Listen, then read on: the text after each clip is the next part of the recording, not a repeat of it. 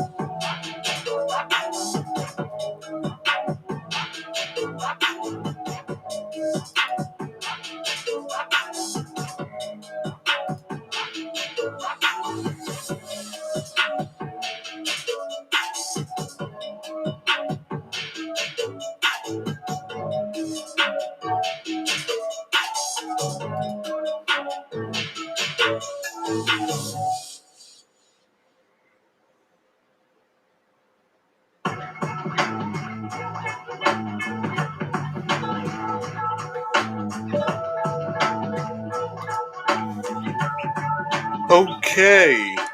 5, 4, 3, 2, 1. Marcus speaks. Marcus speaks. Marcus speaks. Yeah, what is happening? Marcus on another Marcus Speaks Live. What's going on, everybody? I want to welcome you to another Marcus Speaks Live, and I'm your host, Marcus Speaks. Now, some stuff may look different right now. You might be like, hey, Marcus, why is them headphones on your ear?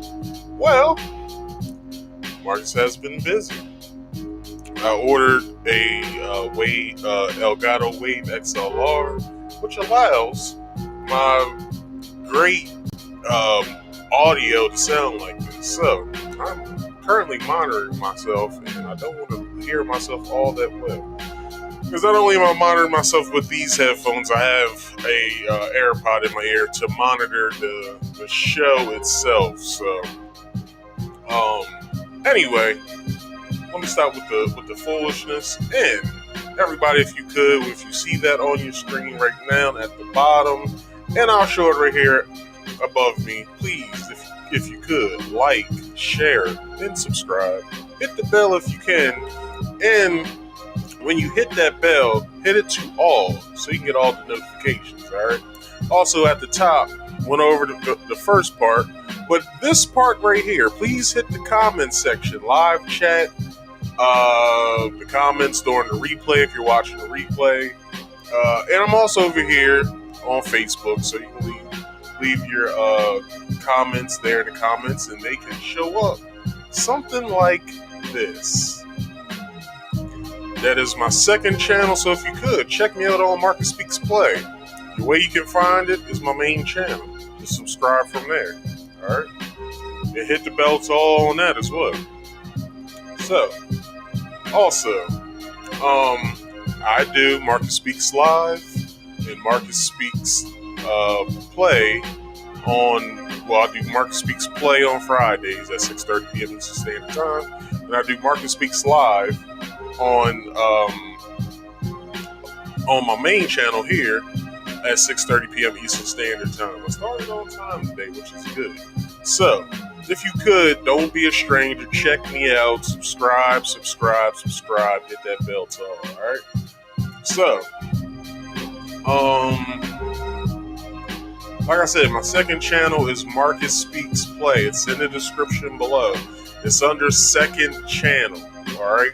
Also, my first channel is down there as well. This is usually for people there on it's on for Facebook as well, but people who watch me on Fridays, my main channel is there just for them. Alright, so if you could subscribe to both channels. I'm streaming live using Restream.com. Reason why? Because I like it. I'm streaming live simultaneously to Facebook and YouTube right now. Reason why I like it is because some people like Streamlabs, some people like StreamYard, some people like Zoom. I like Restream. Restream is a very streamlined thing that allows you to do mostly anything. The only thing that they don't have in Restream, if you're listening, please include scrolling text. Okay, scrolling text is the key. Alright? So, if you have any show ideas or game recommendations, please leave them in the comments below or on Facebook and YouTube. And you can leave them in the live chat. I'm looking at the chat right now. So if you want to, have a conversation with me, don't be afraid. Hit me up right there in the comment section. I'll see your comment. All right. Or you can hit me up in my DMs on my social medias, which is this. Follow me on social media at Instagram at marcus.speaks.podcast, on Facebook at Marcus Speaks, which is the personal page. The group page is Marcus Speaks Podcast.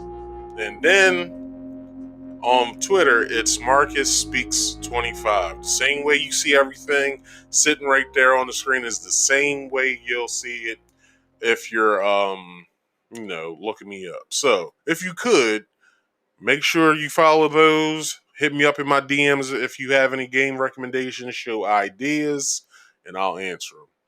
And the way that I'll answer them is just by doing either a show on what you DM me about or commented about or, shit like that. So,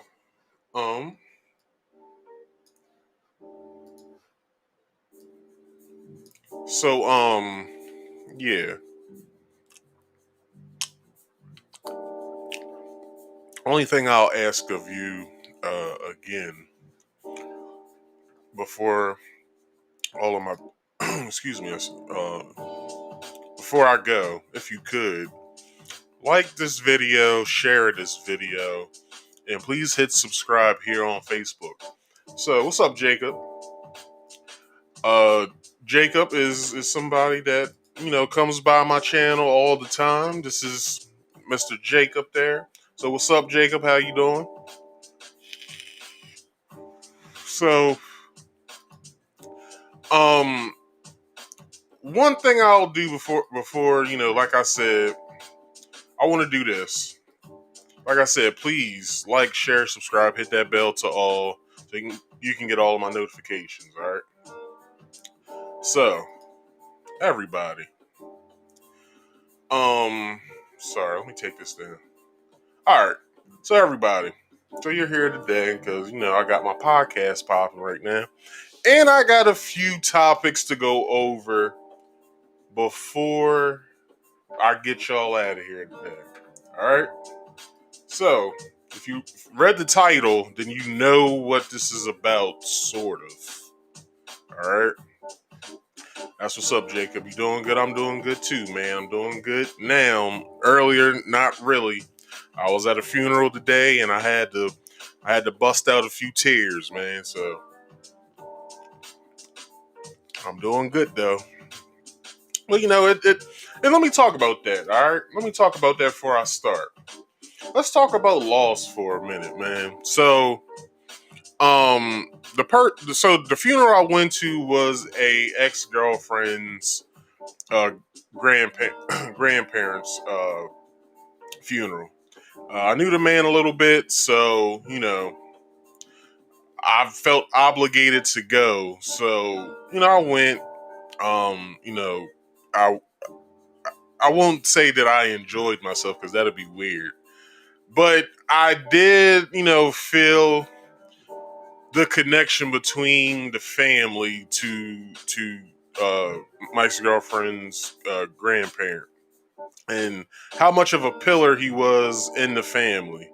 So it kind of hit me, when they started doing, I think it's called the recession or whatever it's called, where they allow the family for one last time to see, their loved one before they, for the pallbearers take them and they take them to the grave site. So that's when I gave it all the way up. That's when I started, letting some tears roll. And I was like, damn, like this dude really was this loved, not just by his family.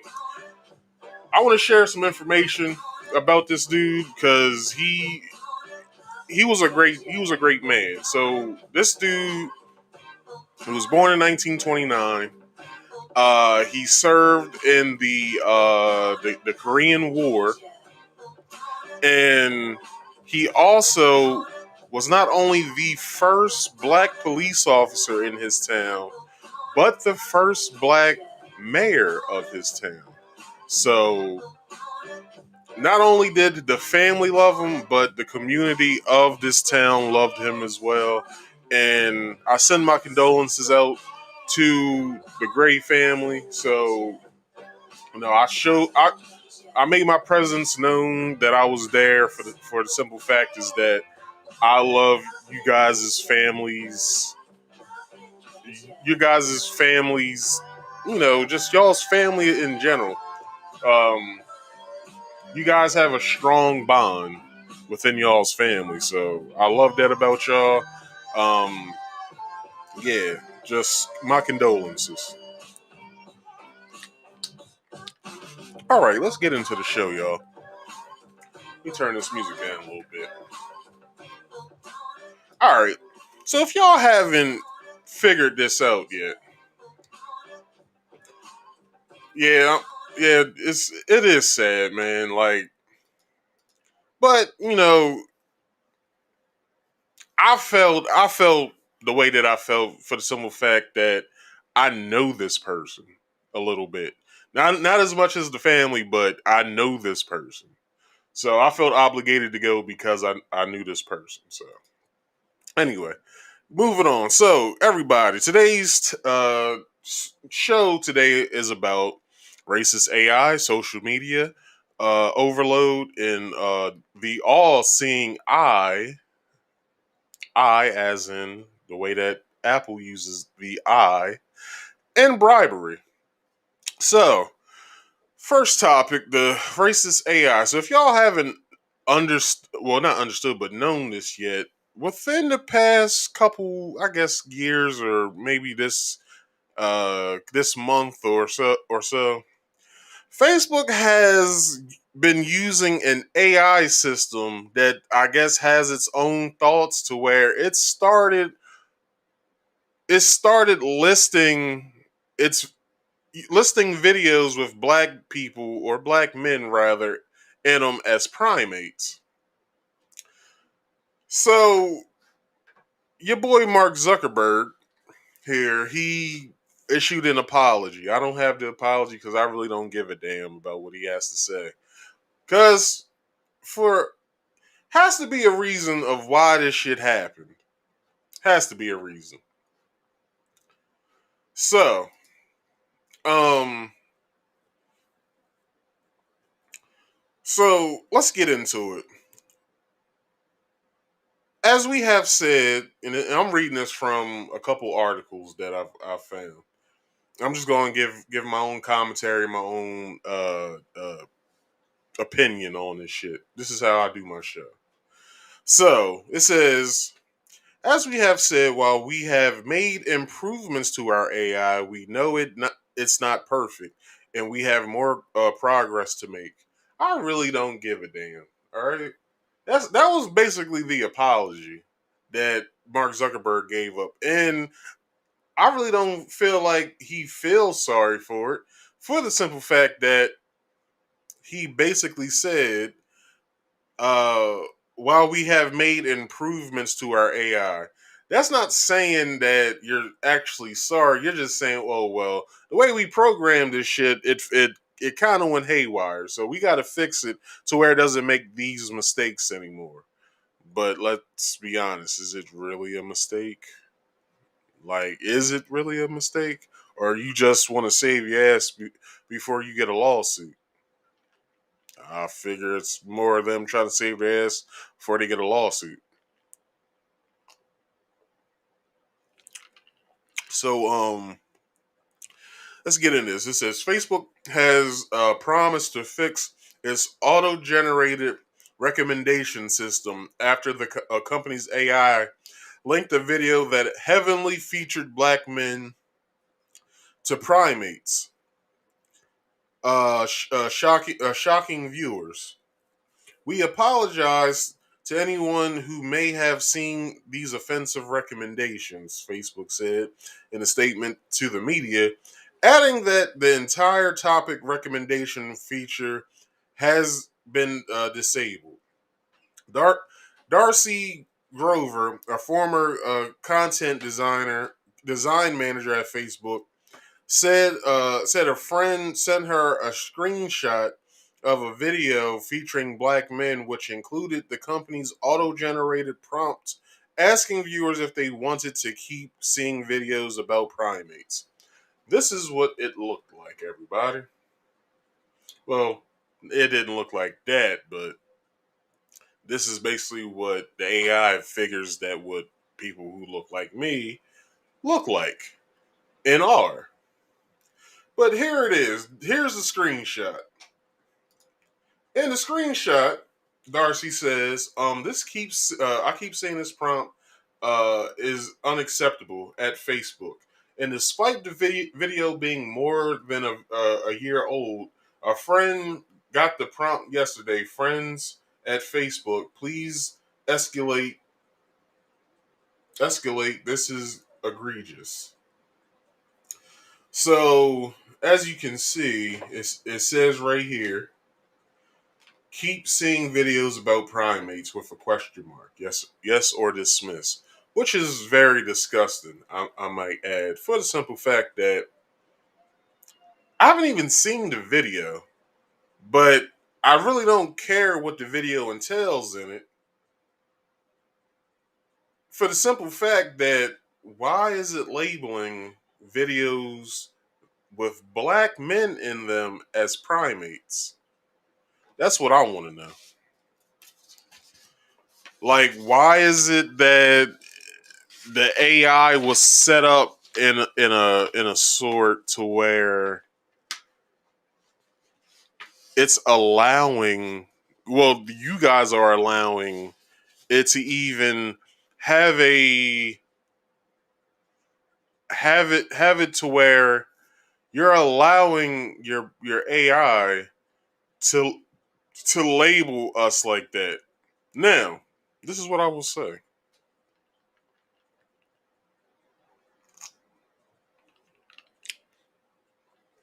There has to be, which there is, you have to program the AI system.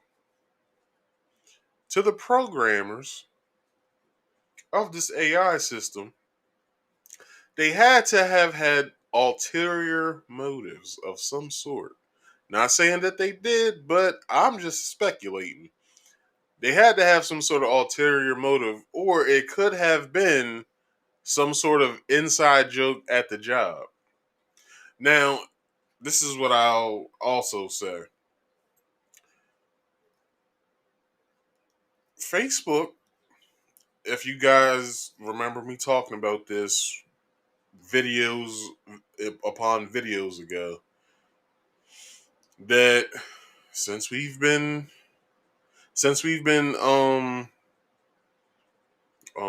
what's the word I'm looking for? Sorry.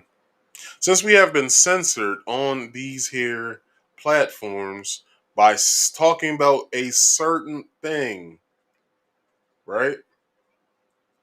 We have been censored about a certain thing and is basically becoming global takeover of, because to be honest, this is Biden and Kamala's doing. Because if you guys didn't, and I talked about this in past videos, there was a video on, it's a couple of them, and you can still see it here on YouTube. I'm pretty sure you can probably find them on Facebook. There was a video where it was live where the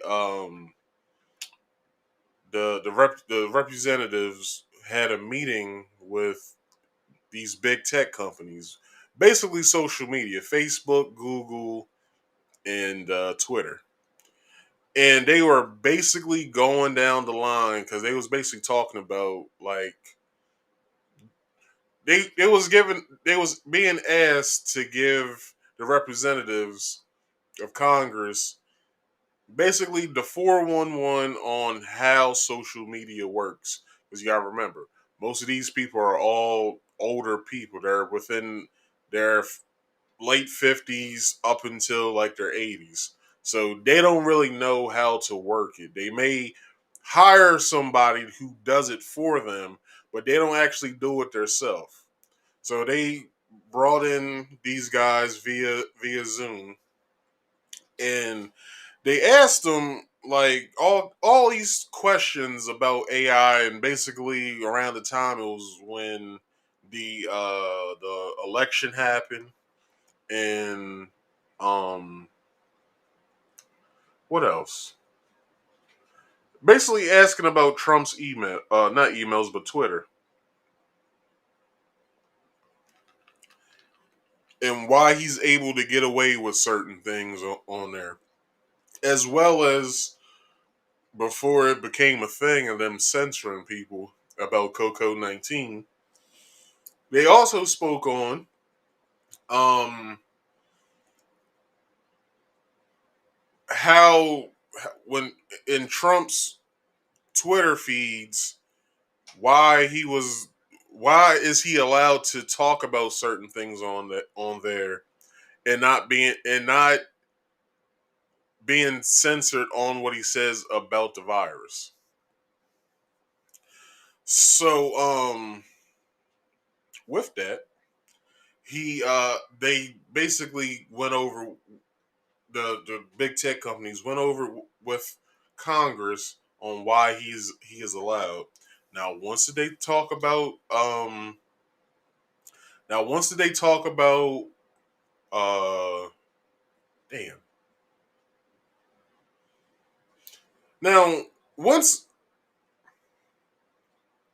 yeah, now once did they talk about um like why he was, what am I trying to say here?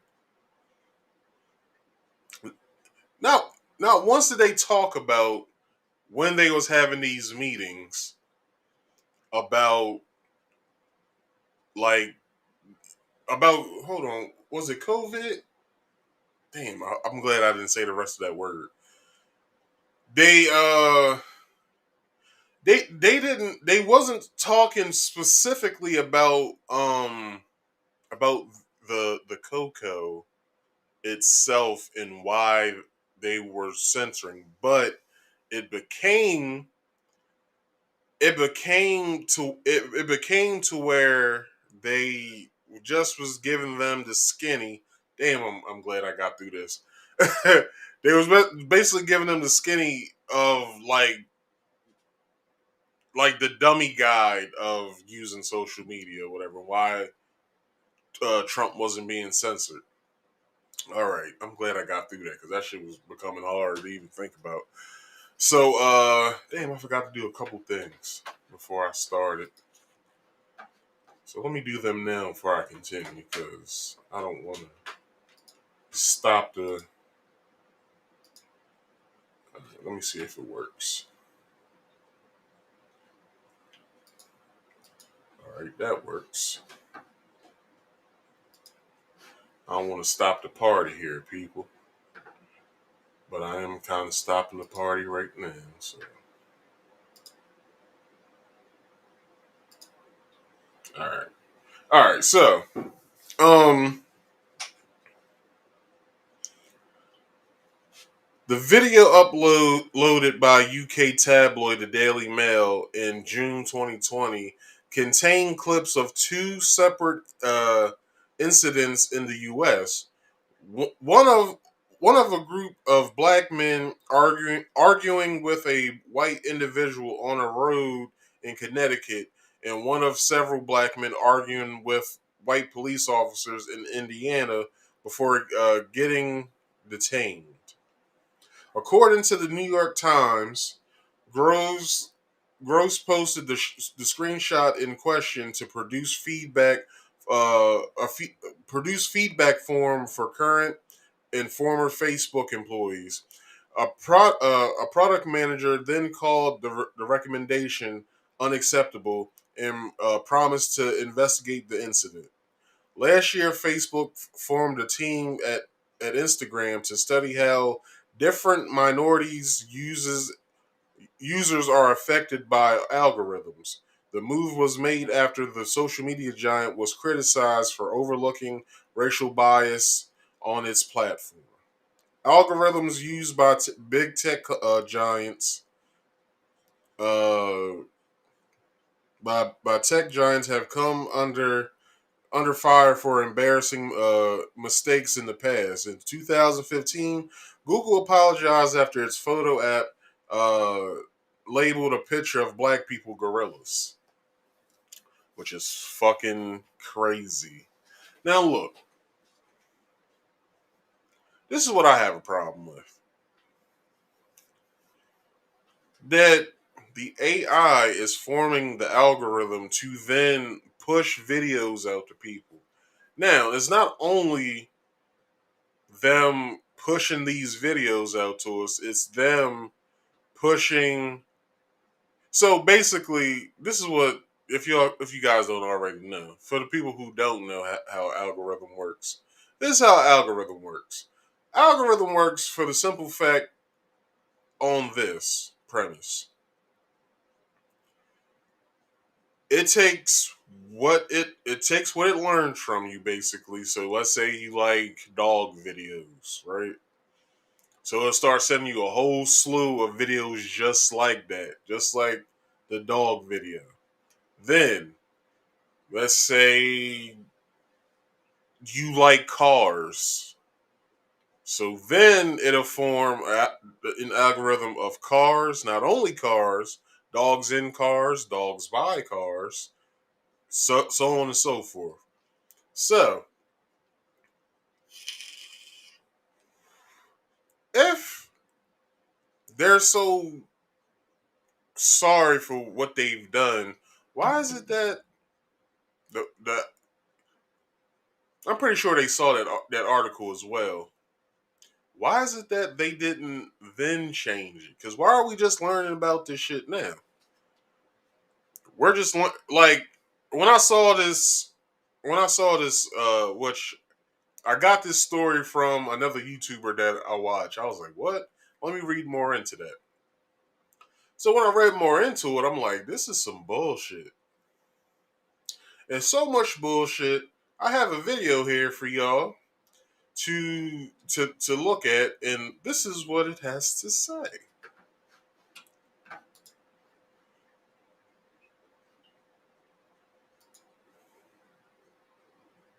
Hold up. All right, hold up. Because the sound is not working. I'm gonna have to fire my sound guy. which is me. All right, come on, don't do that right now. This shit's about to take a minute, so let's talk some more. So, as this is loading, um, yeah. So with their out, so not their algorithm itself, but let's just go off of what some of this has said. So this what's her name? Her name is Diane Groves or something like that. Okay, so let's go back. All right, now let's see if it works now. So Facebook had to apologize after the AI All labeled right, black men as primates. can you Facebook had guys to issue hear an that? apology after their AI tech allegedly misidentified black men as primates and labeled them as such. All Tweeting right, out, good. You it's can. just shocking. BLM. Facebook AI asked users if they want to keep seeing videos about primates when watching clips of black men in altercations with white civilians and police officers. So, Facebook users who recently watched a video from a British tabloid featuring black men saw an automated prompt from the social network and asked if they would like to keep seeing videos about primates, causing the company to investigate and disable the artificial intelligence powered feature that pushed the message.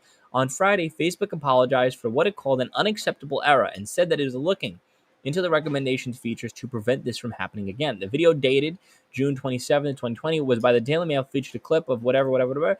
A former content designer manager at Facebook said a friend had recently sent her a screenshot of the prompt. She then posted it to a product feedback form for current and former Facebook employees in response to a product manager. I fucked up. Why am I always doing this now? I don't. I do not know why I am always doing this now. So let me explain this before I go on. Now, everybody, when I do my show, I have stories that I do. With those stories, I make points. With those points, just so you can get an idea what I'm talking about, I play videos, which is fair use in a way. And the reason why I'm saying this is to tell you about free fair use, which I think my past self can better tell you about this. So let's go on. Hello, everyone. I'm going to tell you about fair use. It's the law.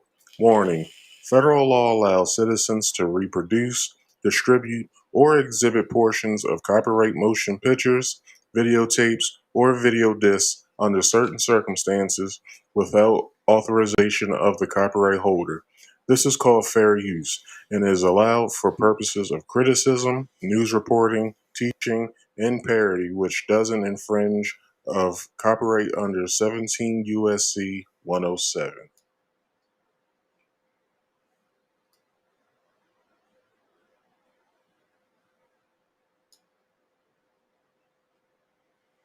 All right. So, with that, I will continue the video. So, here we go. Facebook Watch, the company's video service called it unacceptable and said the company was looking into the root of the cause. Now, let's see. I don't think Facebook is racist for this happening. It was just an AI program that was just trying to determine, what it does is it takes images and it compares the images in this whole entire database. And it's like, okay, well, it tries to figure out what is this an image of? And it gets it wrong a lot of times. If you hold a thing of toothpaste, it'll be like, okay, let's analyze this, the shape of it, the color of it, what it text on it, what it says, and it can determine this is a toothpaste by Crest.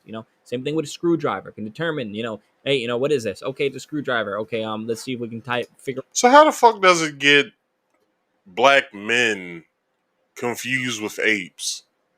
Like, how does that happen?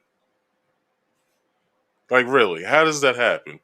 So, you telling me this guy right here, you telling me, and he's holding a screwdriver in his hand. So you're saying that it'll mistaken that screwdriver for a wrench?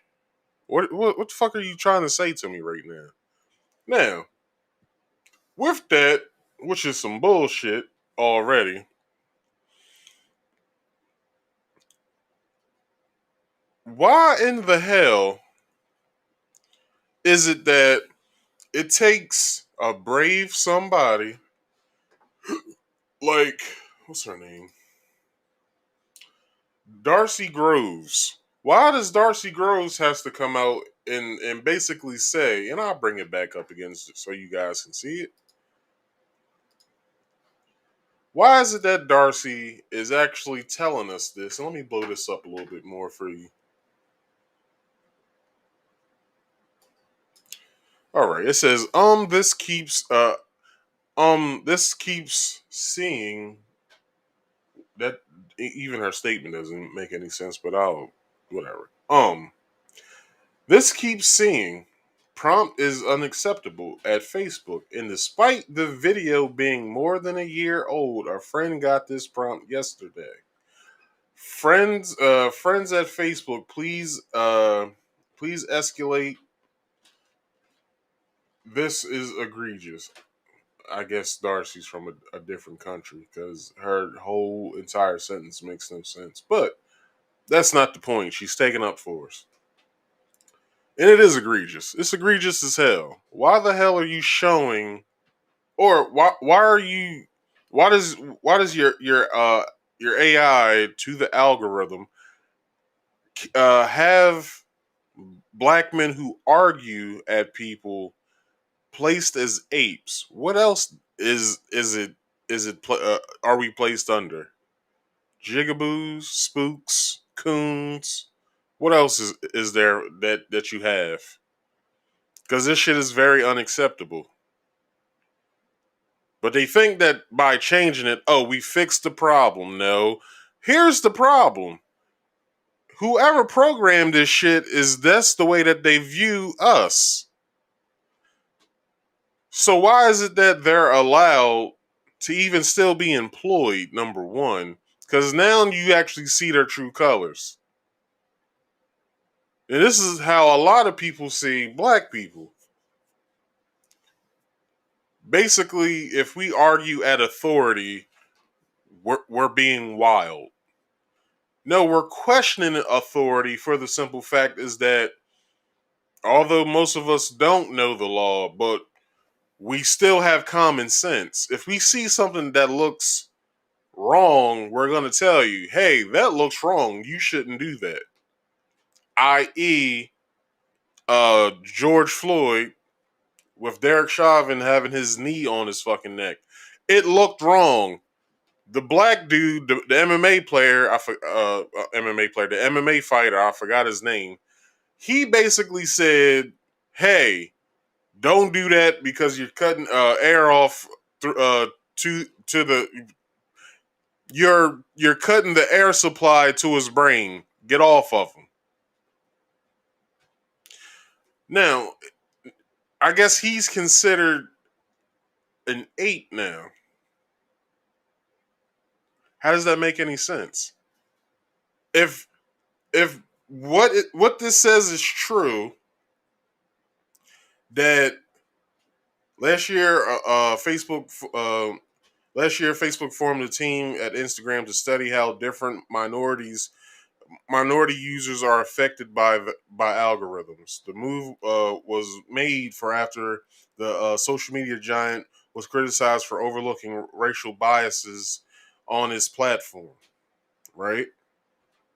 Also, it also said before that sent two sentences before that said the video uploaded by UK tabloid the Daily Mail in June 2020 contained clips of two separate incidents in the US. One group of black men arguing with white individual on a road in Connecticut, and one of the several black men arguing with white police officers in Indiana before getting detained. Now, I'm pretty sure that those people had within their own rights, in their own minds, that they had a good reason why they were arguing with the cops. I'm not saying that what they did was right or is wrong, but what I am saying is that this AI system that works alongside of the algorithm sees these black men who argue with white individuals as primates. Why do they see them as primates? Well, it had to be a white individual who programmed said AI to the algorithm, and that's probably how they think and how they feel. Makes sense to me. If it doesn't make sense to anybody else, please leave your comments or leave them in the live chat right now if you're watching. So I'm gonna continue this video.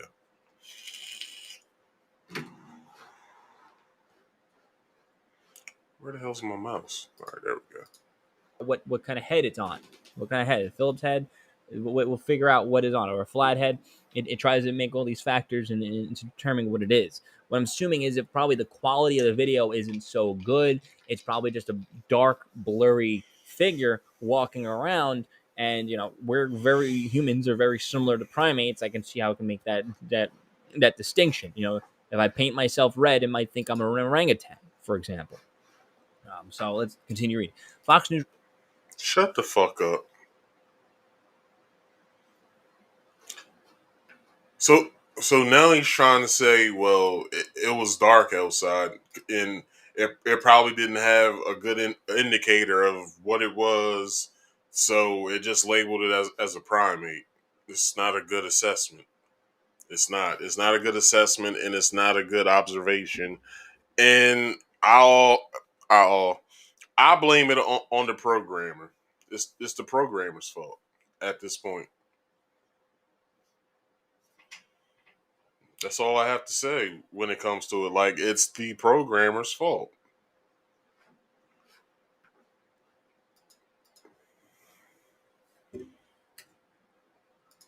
For the video posted to Daily Mail on June 20th. Whatever. Okay, whatever. Facebook said in a statement that their AI is not perfect and still needs improvement, but it's quite a large mistake, especially considering the political climate surrounding race. As we have said, while we have made improvements at our AI, we know it's not perfect, and we have more progress to make. Facebook said in a statement. This may lead to one wondering where else might Facebook AI be malfunctioning? Perhaps in a sphere of censoring misinformation. After the mistake was reported, Facebook product manager referred it to an error as unacceptable, and investigation was allegedly launched into the root cause of the prompt. It's unknown how many users may have experienced such a prompt or a similar one.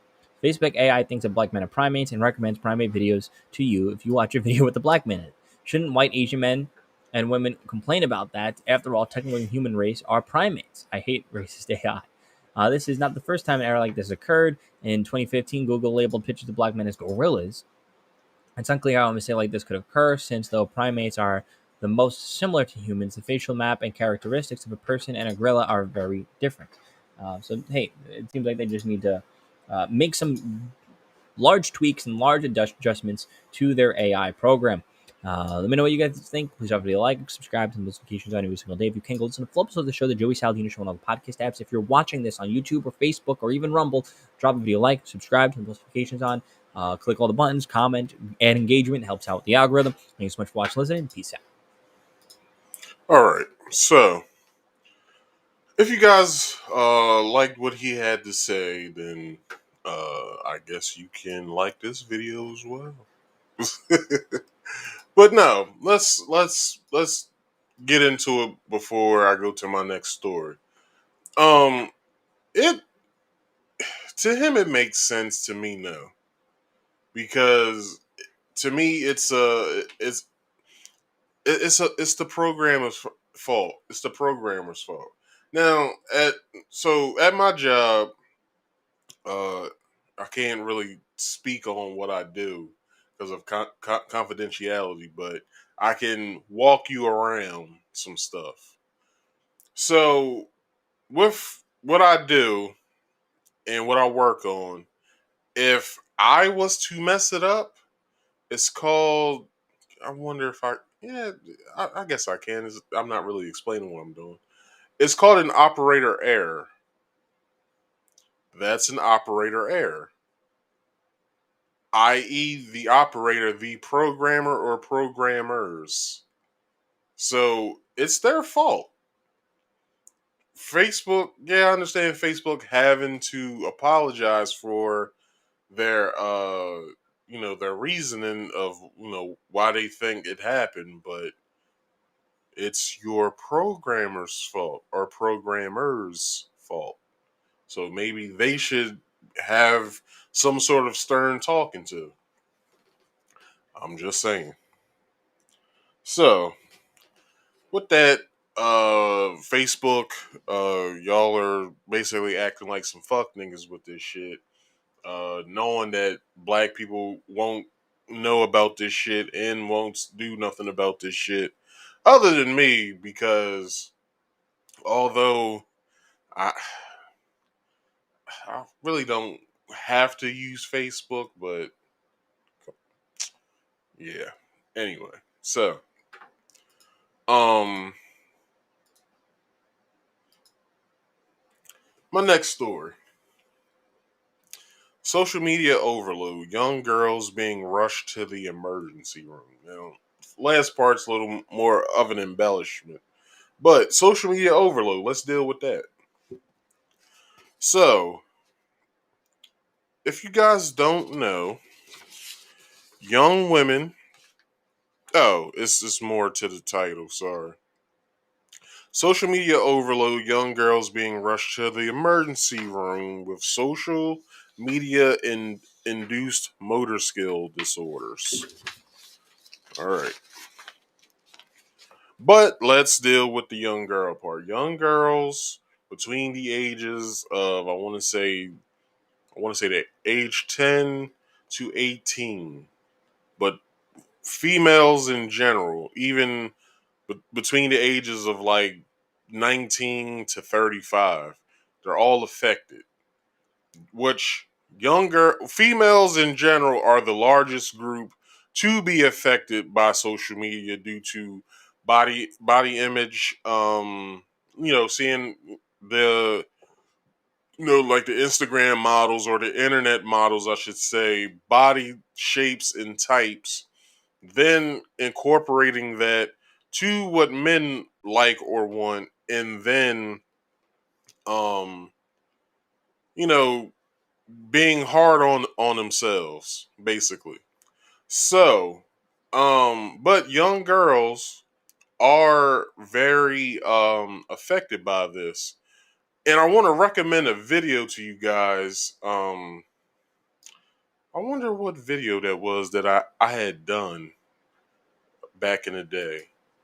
It was like 2 years ago. I had did a video about this very same topic. Um, Let me go to my channel real fast.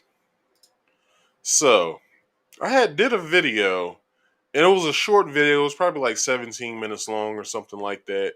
It was talking about the effects of social media. Okay, it's called Marcus Rants in quotations on social media injustice against no, wrong one. It's called Marcus Rants in quotations on social media, and what does it say? In the detriment of the youth in relationships. So in this video, it's a 20-minute and 52-second video. In this video, I speak on this. I speak on how, and I give you guys in the description, there's a Joe Rogan experience video of him having this he had this professor on, and he basically went over all of the data that he collected that goes that has to talk about this. And I just saw a video, but I couldn't add it into this because it was too long. And maybe I can do a second video on my old video that I did, but just go over that video of which I found of this guy. But this guy's very good. He took this data, he made a couple charts, and you can find these charts on online, and I forgot the doctor's name. or the professor's name, but please go to that video. All right, I probably might leave the link to that video in the bottom of this video. So, um, he basically on the Joe Rogan Experience goes over all of the data that has to do with this of young girls basically committing suicide, having all kinds of body image issues and stuff like this. Which, when we see these Instagram models, all of them have BBLs, all of them have augmentations, all of them have some sort of body plastic surgery of some sort. All of them. Not some of them, all of them. So, um,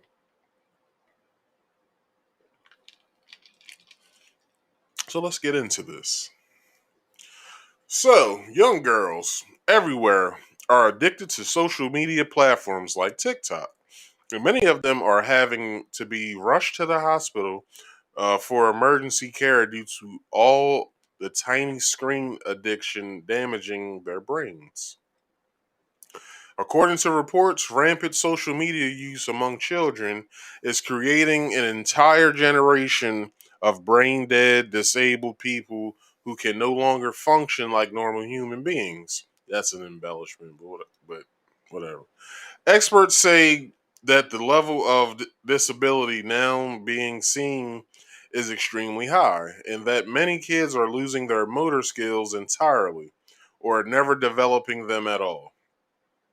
Because of this reason, people my age now who have kids, the phone raises the child now, or the iPad or tablet, or video or said video game. This raises the children now. So instead of you teaching your kids what one plus one is, it's a computer screen or tablet screen or phone screen telling them what one plus one is. So instead of you actually doing it, it's someone else doing it for you. Which brings me to my next point. I've spoke on one of these alphabet characters um groups, right? Such as such as I'll just say LGBTQ. The T in that group has are doing now transgender story time. And what you guys don't know about transgender story time, some of these people are actually pedophiles and have been already have already done time for it. Or accused, not accused, but they they've been in a court of law to where it states in their paperwork they are no longer to be around children, and or they need supervised visits with their nieces and nephews. That's just what it is. In another video that I did about this before, I don't even know why I clicked out of it or whatever, because this shit is disturbing for the simple fact that this is actually happening right now. Now, y'all might be asking, well, Marcus, what does this have to do with your topic today? Because it has a lot to do with it. Now, till I can find this video. Um,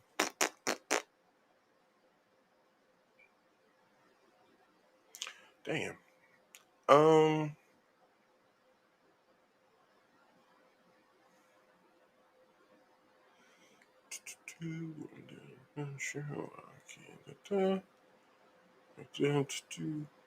I want to say it's Rainbow Nails for Boys, where I talked about the Alicia Keys incident with her son. I want to say it's that video. But I could be wrong. No, here we go. Here we go. It's not that video, Rainbow Nails for Boys. It's my video that has 42 views. It was a year ago. It's called "What You Didn't Know About a Pedophile," and then it has the exploding head emoji. Watch that video. This is when I was doing my podcast for an hour, all my pre-recorded stuff. So, yeah, watch that video as well. I probably go ahead and put that link to that video in the description below as well. So, it's kind of crazy that I keep looping back to stuff that I've talked about before. Um, but yeah, let's get back to these girls, these young girls. So basically, young girls are going through development problems because they are now on social media. And I think the only social media that I know that these kids are really on is TikTok. And we've learned about with TikTok is that it's a very racist company. Their black creators get stolen from and don't get any credit. It's a lot of wild shit on there that kids shouldn't be looking at. And damn near everybody's video is recommended to you. So, like I said, it's a lot of wild shit on there, but almost everybody's video you can watch. Unless you can search somebody like, um, let's say you can look up like, what's like a famous internet person? Let's say DC Youngfly. You can look up DC Youngfly and all of his TikToks, right? But on your home screen, you can basically look at anybody's. So, I can understand why they basically put TikTok in here, because TikTok is basically the new hotness now. It's the new social media that all the kids are using. So once all the kids get to it and becomes popular, it's one of the most popular things to do right now. But like I said earlier, there is basically the it's the child, it's the parent not actually raising the child with the real shit, not raising as clothing, feeding. That's something you're supposed to do out of necessity. But I'm talking about teaching your child something. Actually, like, allow them to be able to be smarter than the next child when they go to preschool. Now you gotta remember, in preschool you learn what? Your ABCs, one, two, threes, you know, how to work with others, stuff like that. All the things you should have been teaching them at home. But now social media does it, which is causing these kids to have development problems now. Some kids don't even know how to talk to each other if it's not through a screen or a video game controller. Sorry, y'all couldn't see that because I got this picture up. Or this video game controller. They don't know other than to plug in and talk to their friends like that. But when their friends are around, when they're around their friends, they don't say a word to each other, which is a developmental problem. Why? Because communication is key. That's what I learned when I was growing up. Communication is key. Another thing that says the same thing: closed mouths don't get fed. So a lot of this stuff that we see that gets talked about on these Vice docu series or videos of why why young people don't date anymore or don't whatever, like, these are the reasons why.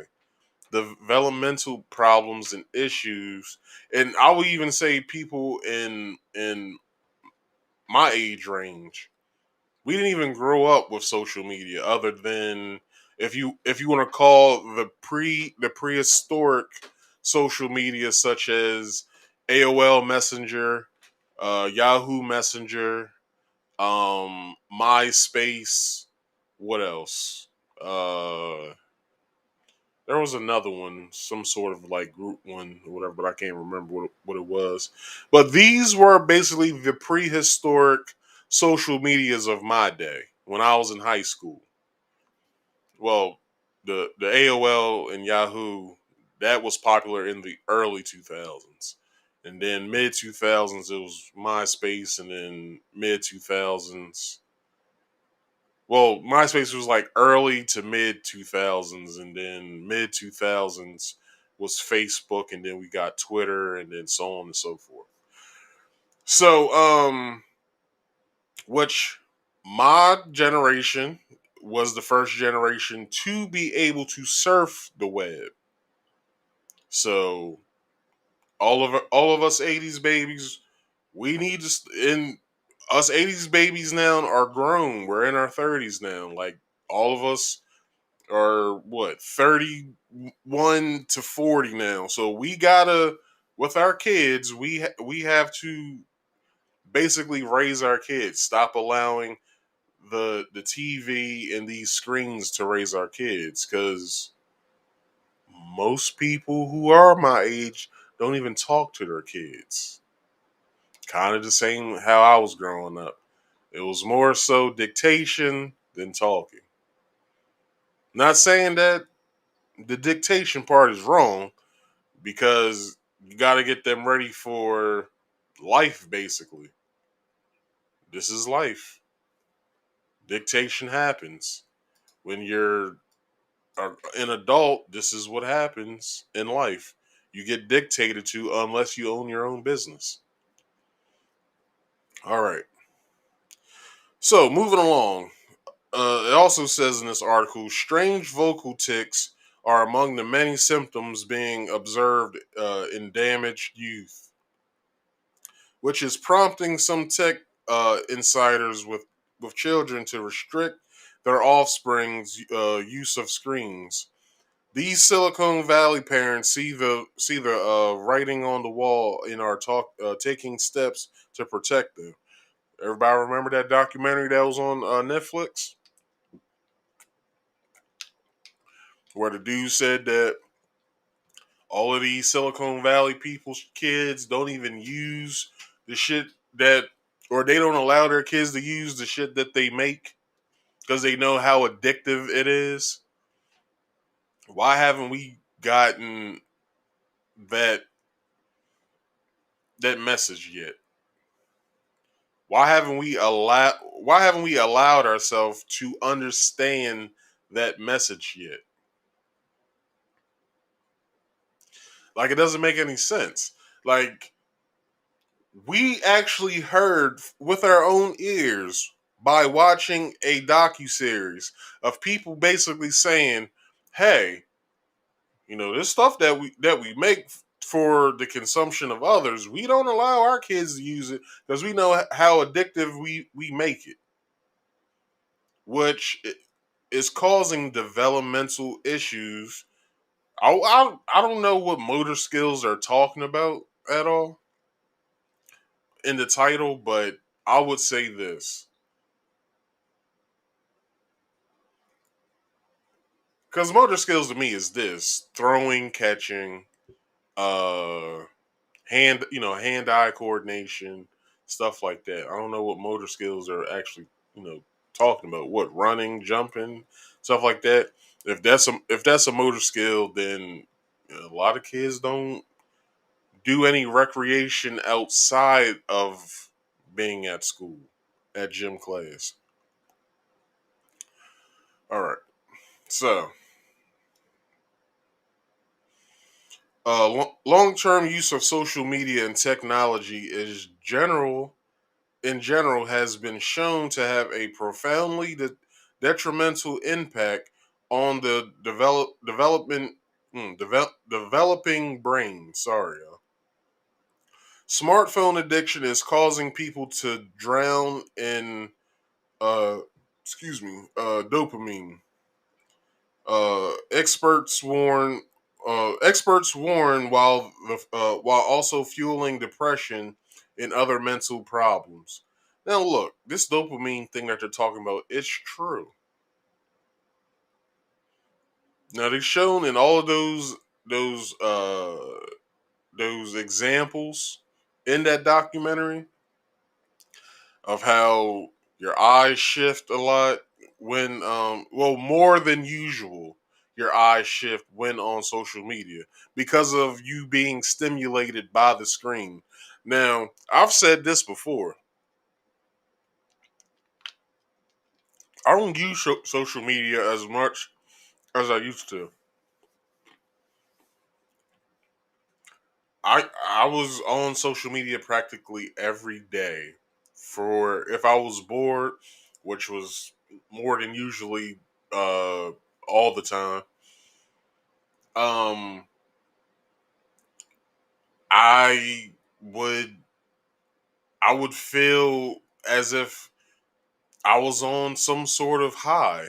I had a high of some sort being on social media.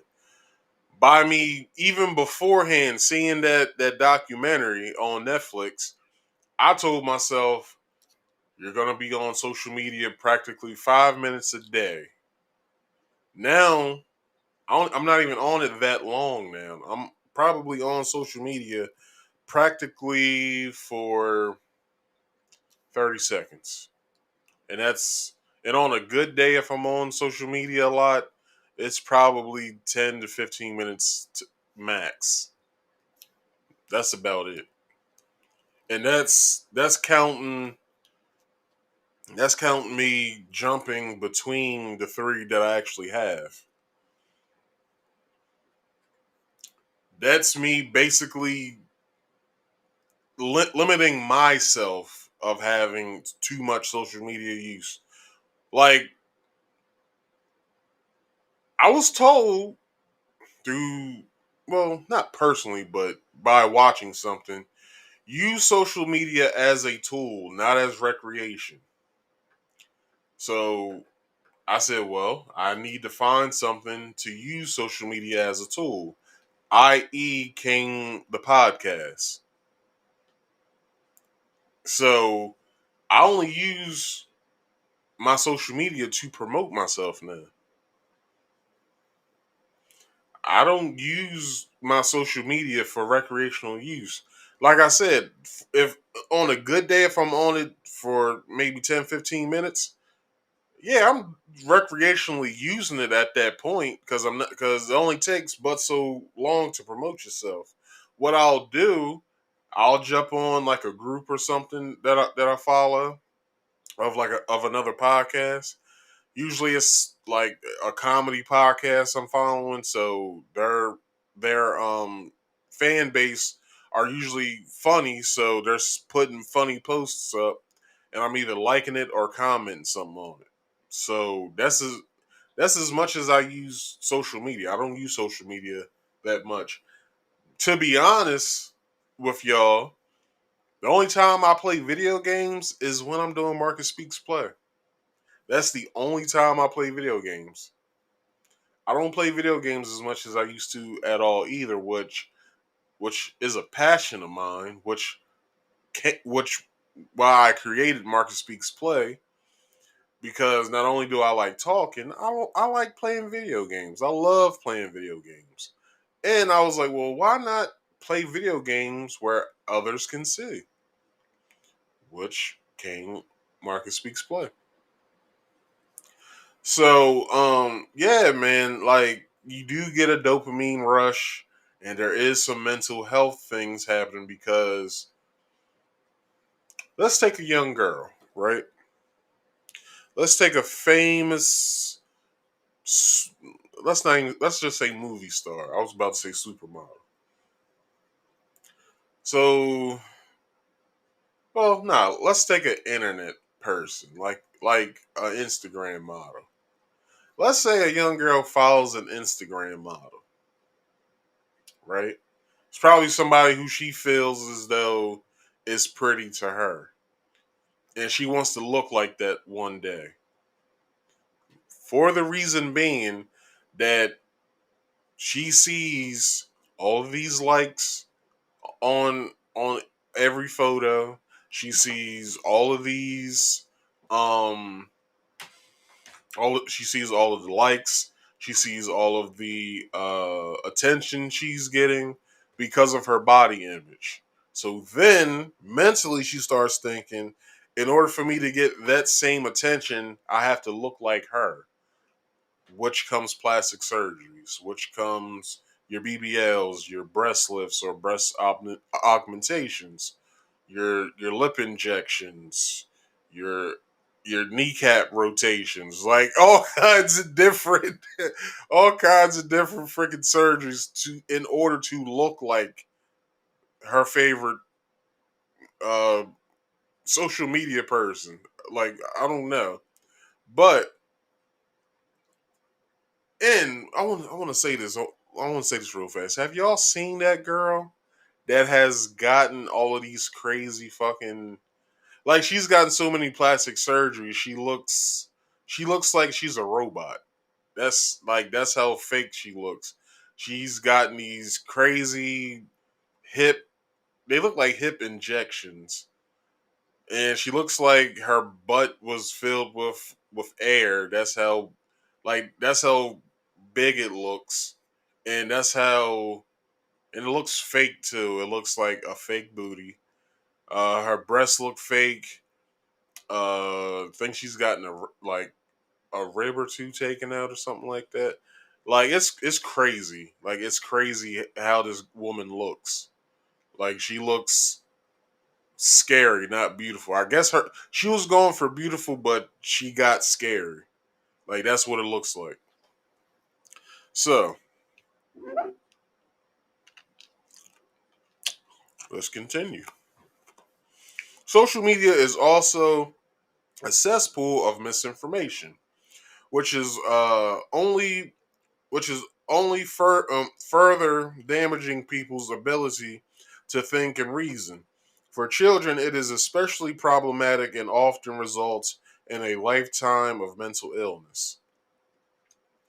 Now, I made a video speaking how the only way most people get their news information is from social media, which is funny that they brought that up. And I'll tell you, most of these articles that I bring to y'all to talk about,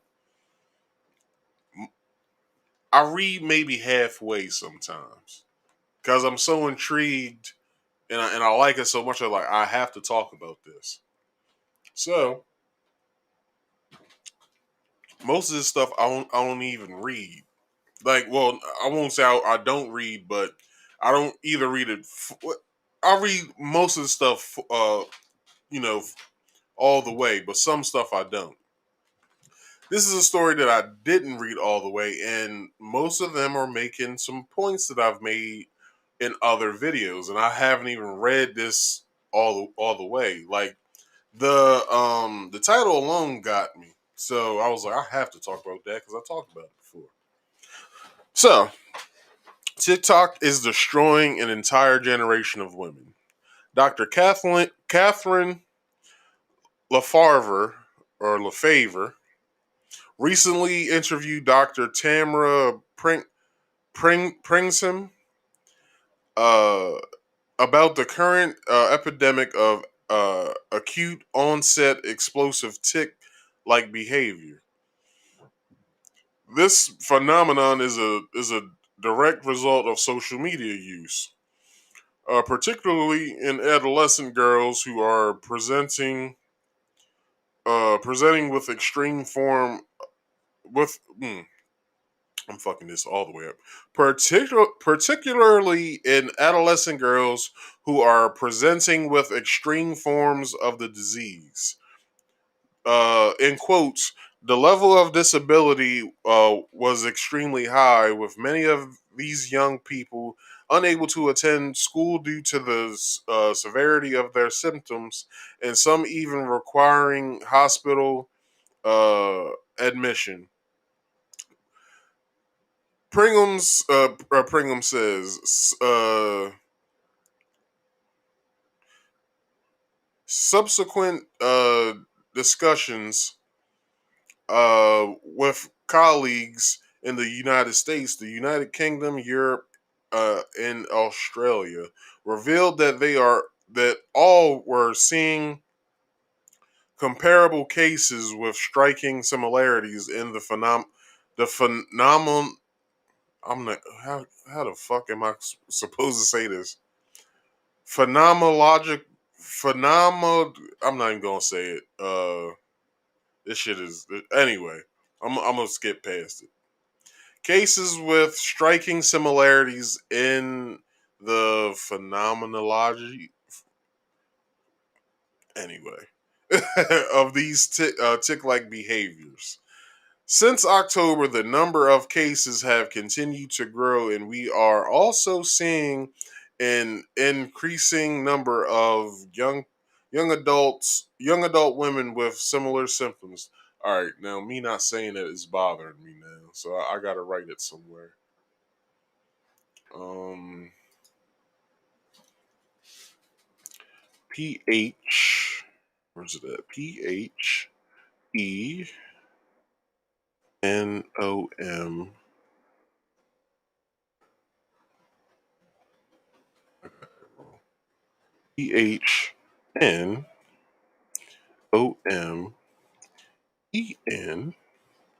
PHNOMENOLOGY.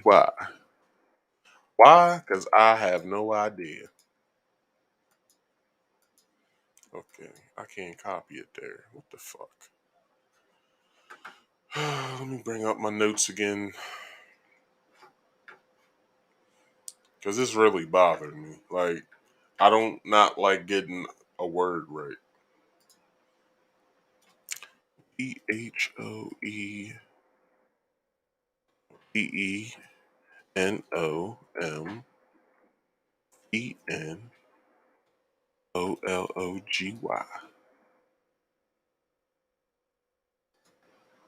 Okay, what is this word, Sarah?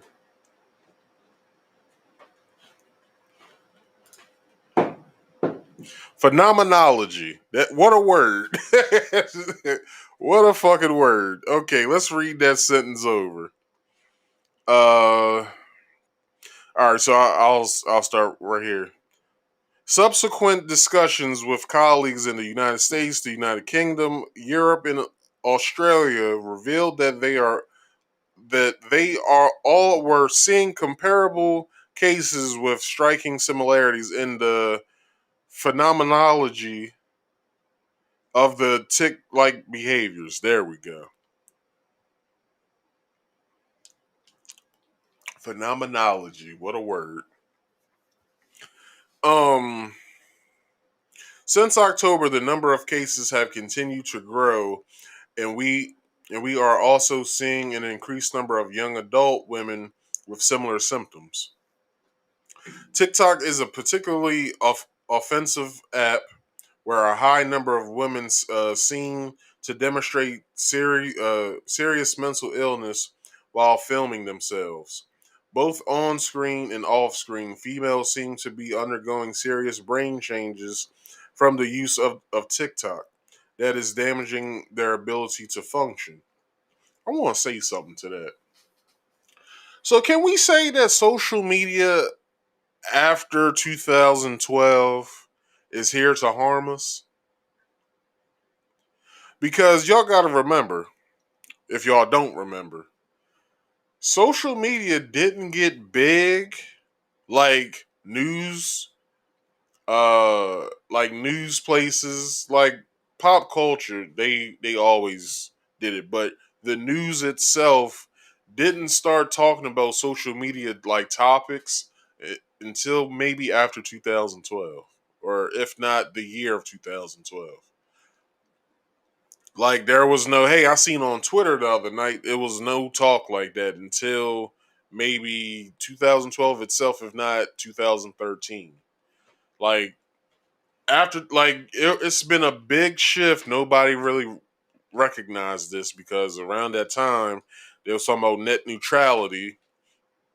I'm not getting into net neutrality, so I'm not even gonna make that a separate video, but just look up net neutrality and what it is, and then go from there.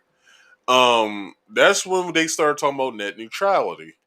So it was a lot of people that was against net neutrality for the simple fact is that who the fuck wants to pay for shit that they're paying their internet provider for? Basically, you're gonna make me pay to use your app? No, I'm not doing that. But it went through anyway. And I can tell you this: I pay basically YouTube. I have YouTube Premium, so I don't have to look at none of the ads because y'all know if you guys like watching YouTube, you know you know when you're in a good video, you don't want any ads to pop up because it kills basically your high, the dopamine high that you have. It kills it instantly, and then you got to build yourself back up from doing it. So at the time, I was like, you know what, fuck it. Let me just pay the $15.99 every month, so I don't have to look at ads. So I hope my money's going somewhere good because I hate watching ads. Even with television, I hated commercials. So phenomenology. What a word. I can't get off of that word. Phenomenology. So, in quotations, we believe that these TikTok videos may be a trigger for functional tick-like behaviors on the bias or I mean on the basis of the disease modeling mechanism, and also be a trigger for familiar similar, to the echo phenomena that we frequently observe during a social gathering or of people with ticks. Uh, Pringham's Pringham says, and that name, well, Siri probably won't get it right, so Pringham it is. All right, so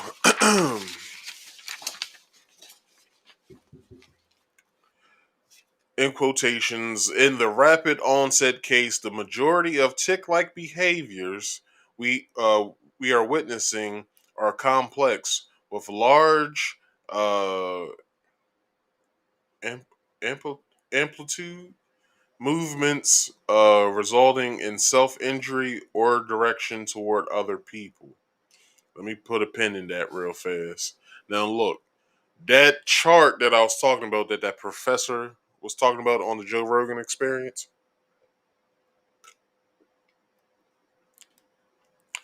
he spoke on how uh the the suicide rate is high amongst young girls because let's say let's say by they reach like 11, maybe 12, you get a phone. Most recommended phone that girls get are iPhones because it's the popular phone, right? They want to be in the in crowd with everybody else, so they get an iPhone. Then what do they do with the iPhone? They download all of the apps that all the other kids are using. Then what happens? They start using said apps. Then what happens? One or two things may happen. Cyberbullying, which is an oxymoron, and not only cyberbullying, but bullying at school happens as well. So y'all probably have heard of people um, bullying each other cyberly, the oxymoron that it makes no sense, to be honest. How do you get cyber bullied? Because when I was growing up, if you got cyber bullied, you just turned the fucking computer off. You turned the computer off. Back when you could turn the computer off and it wouldn't get fucked up. Like it's beyond me. How do you fucking get bullied through a screen of which someone else is also bullying you through another screen? How does that happen? I don't understand. Like I would look, if I was getting cyber bullied at school, right? Excuse me. If I was getting cyber bullied at school, I wouldn't I wouldn't particularly, well, not at school, at home. If I was being cyberbullied at home, I would just turn the computer off and watch TV, and then wait to see what would happen at school. And if I got bullied at school, then okay, let me beat this motherfucker up. The end. But this is crazy that these kids are these days in this day and age is going through these problems that we avoided as kids when I was growing up. Like it's strange. Like it's strange as fuck. All right. So where was I? With large, I said that towards other people, and complex vocalization consisting of the repetition of random words as well as I have no idea what the fuck that word is. So handy dandy. Siri. Uh, COPR.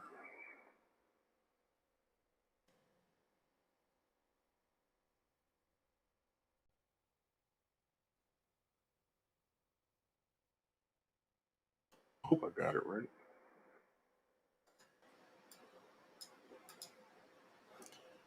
What does it say? Copper. What? Copperelia? Coprolalia. Okay. So as well as coprolalia,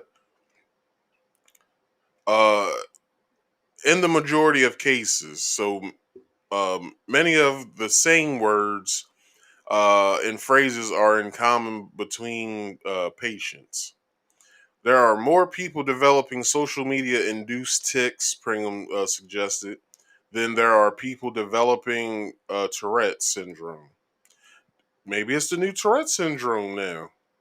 Maybe that's what it is. Maybe these new ticks and shouting shit just out of nowhere is the new Tourette syndrome. Because with Tourette syndrome, it's not people who like Tourette's itself isn't people just screaming crazy shit out of nowhere.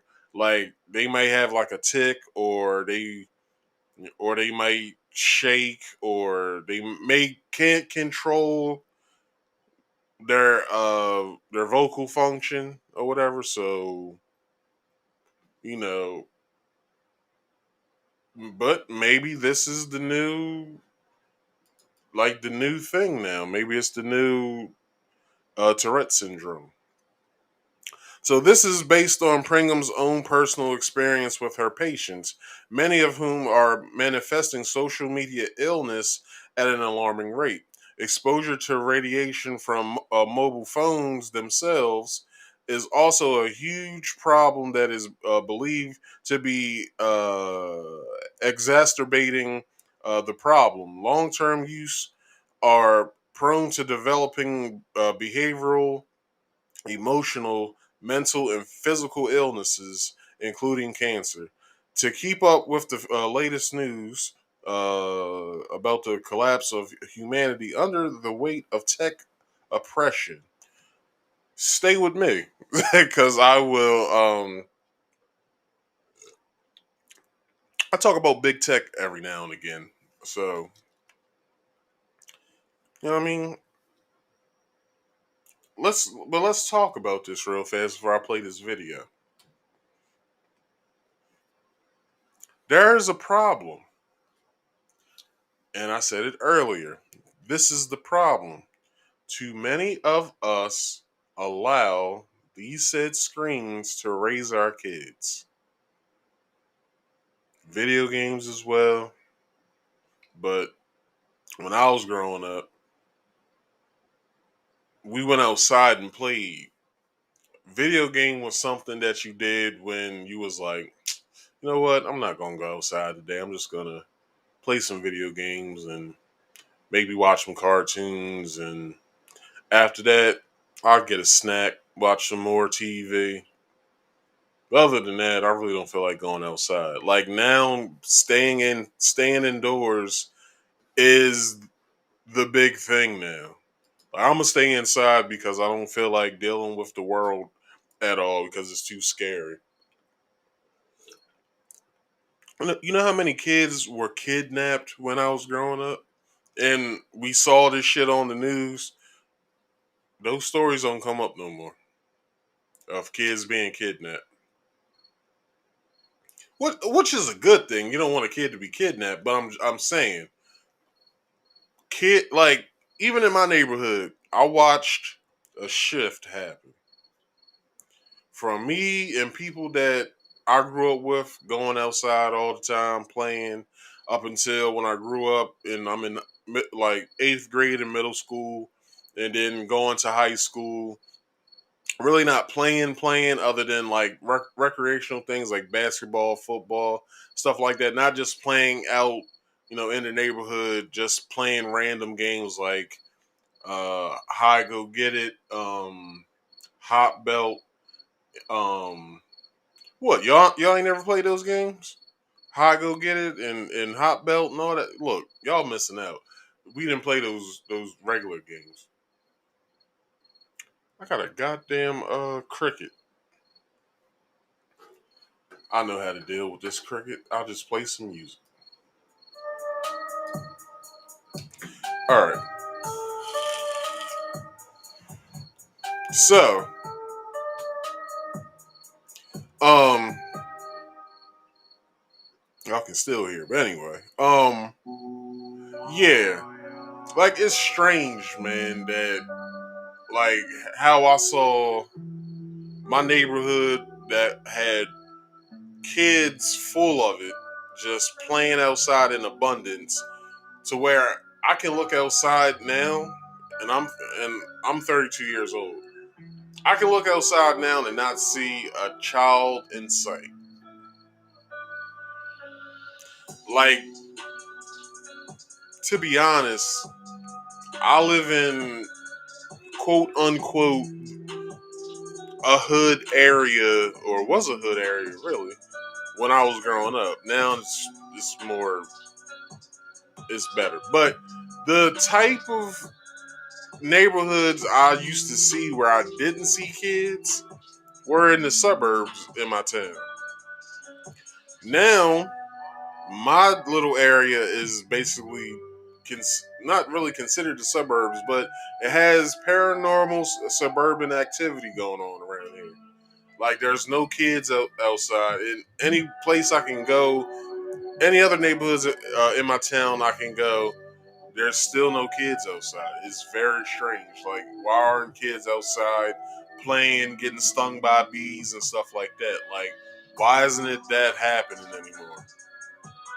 Like, I'm very, like, it breaks my heart for kids to not see kids outside playing, having fun. Because you gotta remember, the joy of hearing children laughing, it'll make you happy if you're having a bad day. Now everybody's just fucking angry for no goddamn reason. This is grown-ups I'm talking about. Children's laughter, for some reason, brings joy to people. I don't know what it is. Just hearing kids laughing makes you happy. You're like, man, what they in there laughing about? Well, let me see what's going on. Hey, hey kids, what y'all doing over there? What y'all laughing at? It's just strange by not seeing that shit no more. All right, so what we're gonna do? What we're gonna do? I'm gonna try to stop that damn cricket somehow because that is fucking some shit up in here. Hey, Jesus. Anyway, what I'm gonna do? I'm gonna play this video here. Um, and it's called what toll is social media taking on today's teens? So let's get into this. Parents ask me all the time what kind of impact can social media and the use of cell phones and technology in general have on kids. And we certainly know that social media, study after study is coming out showing that there's increased risk of depression and anxiety. There are certain groups of kids that seem to be more vulnerable, girls in particular, because of how we tend to be socialized, and the comparison features that tend to go along with being female can put girls at greater risk when it comes to social media. When it comes to girls, we know that those who engage with their friends in person and use social media tend to be protected, but those who simply have most of their relationships that are via social media, that they're the ones at greater risk. So we see higher rates of depression, anxiety, and body dissatisfaction in girls. Really, teens can be pretty vulnerable when it comes to social media, and the correlation between time spent on social media seems to be a correlation with some of that increasing depression and anxiety. A pretty recent study came out about when cell phones and smartphones in particular were introduced, we continue to see escalating rates of depression and anxiety in our teens. And the scariest statistic out there is the increasing rates of suicide, particularly in teen girls. And so we don't know that there's causation, but there's certainly correlation. And so I think it's incredibly important that parents, talk with their kids about how they're using social media, and that they get their kids out and interacting in person with friends and not just using social media. All right. So I just got the college professor's name that I was talking about that was on the Joe Rogan Experience. His name is Jonathan. Is it Haddett or Haldit? It's Jonathan H.A. I want to say that's an. I want to say that's an I. It is an I. So it's Haidt. Jonathan Haddett. It's and Joe Rogan does have his Joe Rogan or JRE clips out there. So search Joe Rogan and Jonathan Haidt. Social media is giving kids anxiety. Look at that. I think there's another one as well. On there. But just look up that doctor or that college professor, and he has basically like two charts that he made. That basically that's basically talking about how and he gives you all of the stats on those charts and Joe Rogan's engineer who does his showrunner, he brings up the charts for the doctor so he can then further explain what those numbers mean. So I want you guys as well to go and search this clip out and watch it. It's only 20 minutes, 21 minutes and 10 seconds. I want you guys to watch it because I believe in his research. I believe in what he's saying about social media and everything that it does to kids really, but also adults. We have to also look at ourselves and how much we're consuming social media. Because there's been a lot of adults I've been around who, even ones that are older than me, that have social media, and it's kind of scary in a way. But I like how they're, you know, coming into the times along with their their grandkids and stuff like that. All right, so our next topic, but let me cue up our next video. All right, so everybody, Apple is losing its fucking mind. So this is what Apple wants to do, and I could freestyle thing, this whole story, but luckily I have a reference. The all-seeing eye. Apple just declared war on your privacy. Yes, a company who basically treasures themselves as being the biggest privacy holder is basically trying to pry into um our messages, because pretty soon they're going to start censoring messages when it comes to certain things such as COVID-19, pandemics, and viruses and other things as well.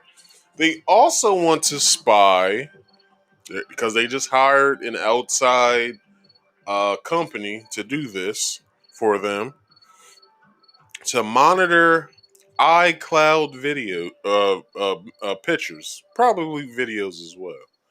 But they want to basically pry through our own personal things. So, Apple's move to check phones for child porn is appalling, said by Bill Maher. Bill Maher took a subject that on the surface doesn't seem debatable, and he then tore it apart. Apple announcing it would scan customers' phones for child porn. The real time host was incredulous, calling it a shocking breach of privacy. Mind you, he was not pro child porn, but he said there's a much bigger issue. A phone, he argued, is no different than a wallet or a purse. No one would argue these items are fair game for others to pursue. Is it pursue? Fair game for others to pursue? Yeah, to pursue. So, what's the difference between a wallet and a phone? He did get something wrong. He called it a blatant constitutional breach in a violation of the Fourth Amendment's guarantee against unreasonable search and seizures. Fact is that only applies to government in intrusions, not private companies. Nevertheless, we get the point. Bill then went on Bill then went on to make a larger point: the damage smartphones do to our society. As he says, they turn people into assholes. Now, I want to tackle the point of him saying the difference between a phone to a wallet and a purse. Now, look, they're talking about any video, oh, not any video, any photo and or any message that goes to the iCloud. The team that they've hired will then go into those photos and scan them um basically scan them for uh indecent child endangerment, basically, right? Now, I also want to argue this point. There is a big problem with that, because not only now I understand them wanting to protect children. I most likely, my damn jaw is hurting. All right. So not only is it okay for them that I feel that they should do this. They should do this. They should look at photos for people who are basically monsters who want to see kids in indecent types of indecent and inappropriate photos of children, right? Who have ulterior motives behind having those pictures. Not talking about the people who have kids who take photos of them during their first bath, or just taking pictures of your kid doing silly stuff in the bathtub or whatever, right? But they might deem those as child porn. But not only that, what else are they looking at? Every picture that mostly everybody have goes into the iCloud. So then so then you have them spying and watching everything else that you're doing. Now, I feel as though like this. I don't have anything to hide. I don't have any strange photos in my phone about with kids in them. Like I have pictures in there of my niece and my nephews, but it's nothing inappropriate. But I do understand Bill Maher's point. There's something else behind this, and I said this along with the um the CRT, the critical race theory thing. There's something else behind them arguing CRT. It's something else that them arguing CRT shouldn't be taught in schools. There's something else behind that. Just like it's something else behind this.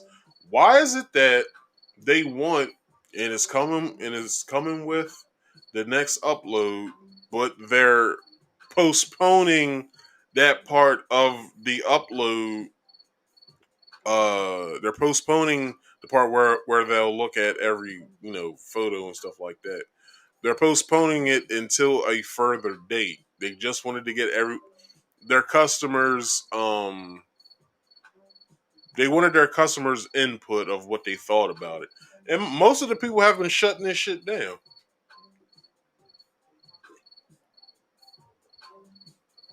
They're like, no, I don't want you to pry through my phone. I don't want you to scan my photos. I feel as though that it is a breach, not the constitutional thing, but they feel as though that it is a breach of privacy. How's it that I can't have photos? And parents should be the main ones that should be worried, because like I said, most of you guys take photos of your kids acting silly in the tub while they're taking a bath. They could credit that as child porn. Now, this is the only part where I have a problem when parents have pictures like that, is when they post it on social media. Because you don't know who the fuck's looking at that shit. I don't give a damn if you feel as though that is as innocent as whatever's innocent.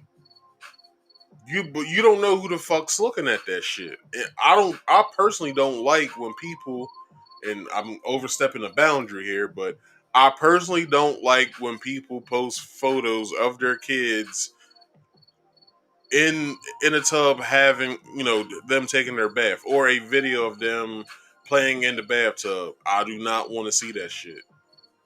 Like, that's, you don't know what type of person is looking at that. All right. So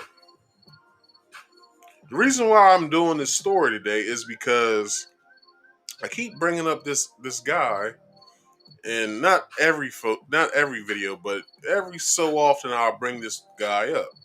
His name is Edward Snowden. He was the guy that broke this story. because he was part of the NSA. He basically said the NSA spies on us without us knowing. They go through every email, every phone call, every email, every what else? So whatever else they can get their hands on. Possibly your social medias as well. So this is what Edward Snowden has to say. By now, you've probably heard that Apple plans to push a new and uniquely intrusive surveillance system out to many of the more than 1 billion. Wow, they got 1 billion people with iPhones out. 1 billion iPhones it has sold, which all run which all run the behemoth's uh,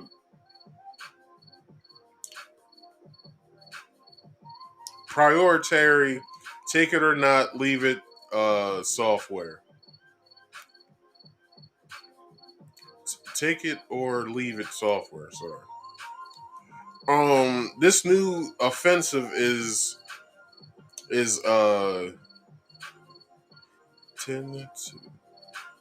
tentatively slated to begin with the launch of iOS 15. Oh yeah, I forgot to place this up here. This guy, because he's probably the main one that's pushing this shit. CEO Tim Cook. And let me personally say this, and I mean this personally.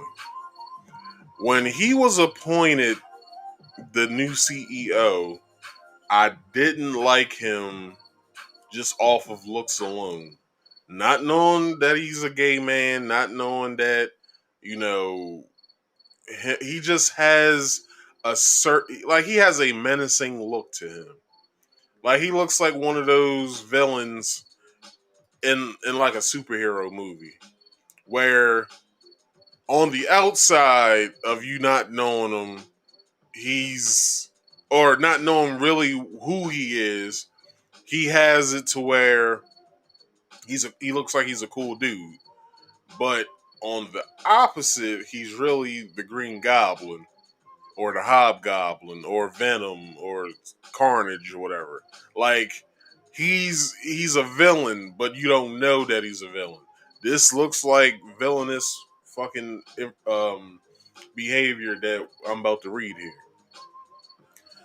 So, where was that? This new offensive is tentatively slated to begin with the launch of iOS 15.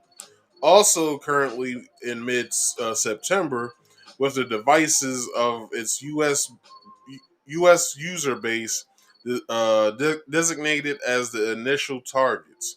We're told that other countries will be spared, but not far along. You might have noticed that I haven't mentioned which problem uh, it is that Apple was uh, pur- purporting to solve. I don't know. Anyway, um, why? Because it doesn't matter. Having read thousands upon thousands of remarks of their growing scandal, it has become clear to me that many understand it doesn't matter, but few, if any, have been willing to actually say it. Speaking candidly, if that's still allowed, that's the way that it always goes when someone of institutional significance launches a campaign to defend indefensible intrusion into our private spaces. They make a mad dash to the supposed high ground from which they speak in low, solemn tones about their moral mission before fer- fervently invoking the dread specter of the four horsemen of the infopocalypse, warning that only a dubious amulet or suspicious software update can save us from the most threatening members of our species. Suddenly, everybody with a principled objection is forced to preface their concern with apoc- apologetic throat clearing in the establishment of bona fides. I lost a friend when the towers came down. However, as a parent, I understand this is a real problem. But as a parent, I am here to tell you that sometimes it doesn't matter why the man in the handsome suit is doing something. What matters are the consequences.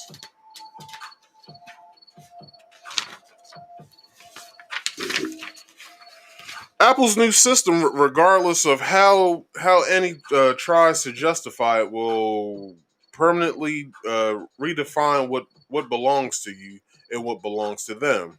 How? The task Apple intends is new surveillance system to perform, preventing their cloud system from being used to store digital contraband, in this case unlawful images uploaded by their customers, is traditionally performed by searching their systems. While it is still problematic for anybody to search through a billion people's private files, the fact that they can only see the files you gave them is a crucial limitation. Now, however, that's all set to change. Under the new design, your phone will now perform these searches on Apple's behalf before your photos have even reached their iCloud servers. And yada da, yada da, yada da. If, oh, yada da, yada, yada, yada, whatever. Uh, if enough forbidden content is discovered, law enforcement will be notified. Now that's fucking scary.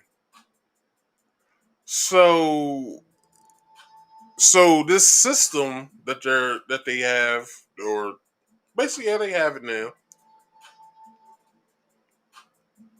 basically they could call the police if we have basically digital contraband in our phones.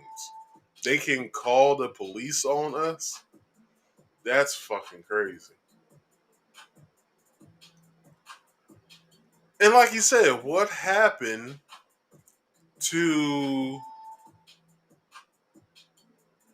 happened to our privacy?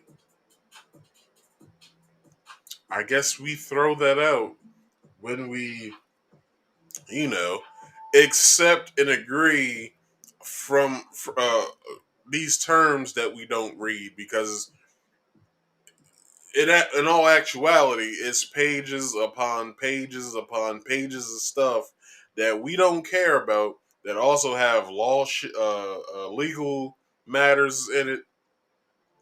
Uh, the agreement that we agree to talking, not talking, but using said either application or device or what have you. We agree to it without reading this shit. I'm very guilty of this. So we got to do better, man. We got to do better. Um. Okay, so the intentionally waive. I intentionally waive away the technical and procedural details of Apple's system here. Some of which are quite clever, because they like. Hold on. I intentionally wave away the technical and procedural details of Apple's system here, some of which are quite clever because they, like our man in the handsome suit, merely distract from the most pressing fact, the fact that in just a few weeks, Apple plans to erase the boundary The boundary dividing which devices work for you and which devices work for them. Why is it so important? Once the precedent has been set that it is fit and proper for even a pro privacy company like Apple to make products that betray their users and owners, Apple itself will lose all control over how the precedent is applied. As soon as the public first came to learn of the spy phone plan, experts began investigating its technical weaknesses and the many ways it could be abused, primarily within the parameters of Apple's design. Now, I want to stop this real fast by saying this. Do y'all remember back in, I want to say it was 2015, if not 2016, there was a terrorist that had a iPhone, and the feds brought the phone to Apple, and they said, "Look, we need you to open this iPhone because we believe that there is sensitive information here that we need for our case in order to convict this guy." Apple said no. And then they made a statement at one of their WWDCs, their Worldwide Developers Conference, that not only will we not invade the privacy even of somebody that's in jail by way of their phone, but we're not allowing ourselves to create a back door so not only the feds can get into it, but someone else with egregious intent. Now everybody stood up and applauded and everything, but then they pulled this shit. By them actually stating that they want to create some sort of system to where all pictures uploaded to the cloud can get you in big trouble, or have some sort of system in place to where this photo that you're taking or message that you sent will be in review, which is wrong.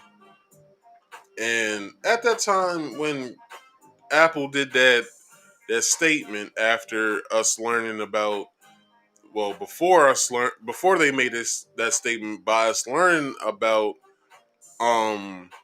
through the news that the guy had an iPhone, fez ass Apple, and so on and so forth. And then making that statement afterwards, like a thing was like a month later or some shit like that, and we all applauded that. I believe within my heart of hearts that that was the opening for them to go, well, fuck, if they'll believe us with this shit, I'm pretty sure we can try some shit and they won't even fucking budge. But they're wrong. There's some people that's like, you know what? I don't like this idea of you just being able just to, with a click of a button, you'll be able just to see just half of the shit that I'm doing on my phone. Nah, I'm cool. I don't want you to do that. As your customer, I don't want you to do that. And if you do this shit, I will no longer be a customer. That's what people out there are saying. Now, if you know me, you know when it comes to tech, as far as computers and stuff like that, I'm appled out. Apple computer, Apple phone. Like I said in the past, I had an iPad, which was basically a big iPhone. Which they have their own iOS, but all of the systems work the same way. So it's getting scary out here with this, man. Like, why is it that they're allowing themselves to do this? They don't have to do this. So, anyway, how many pages of this do I have? because I don't want to read through all of it. I want to get to my next story pretty soon.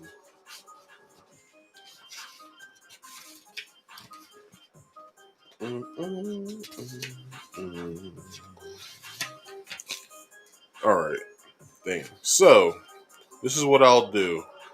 I will read this page. Let's see.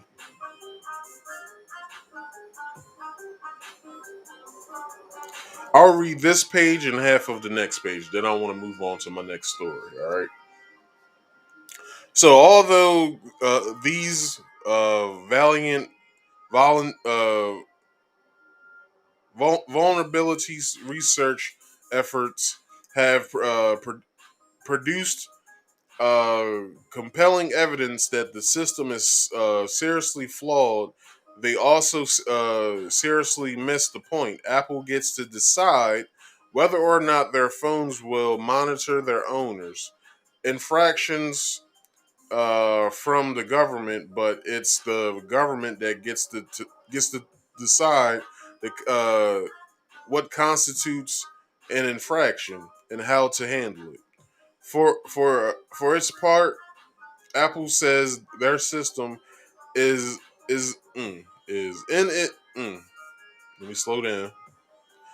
For its part, Apple says their system in its initial version 1.0 design has a narrow focus. It only scrutinizes photos intended to be uploaded to iCloud. Although for 85% of its customers, that means every photo, and it does not scrutinize them beyond a simple comparison against a database of specific examples of previously identified child sexual abuse material.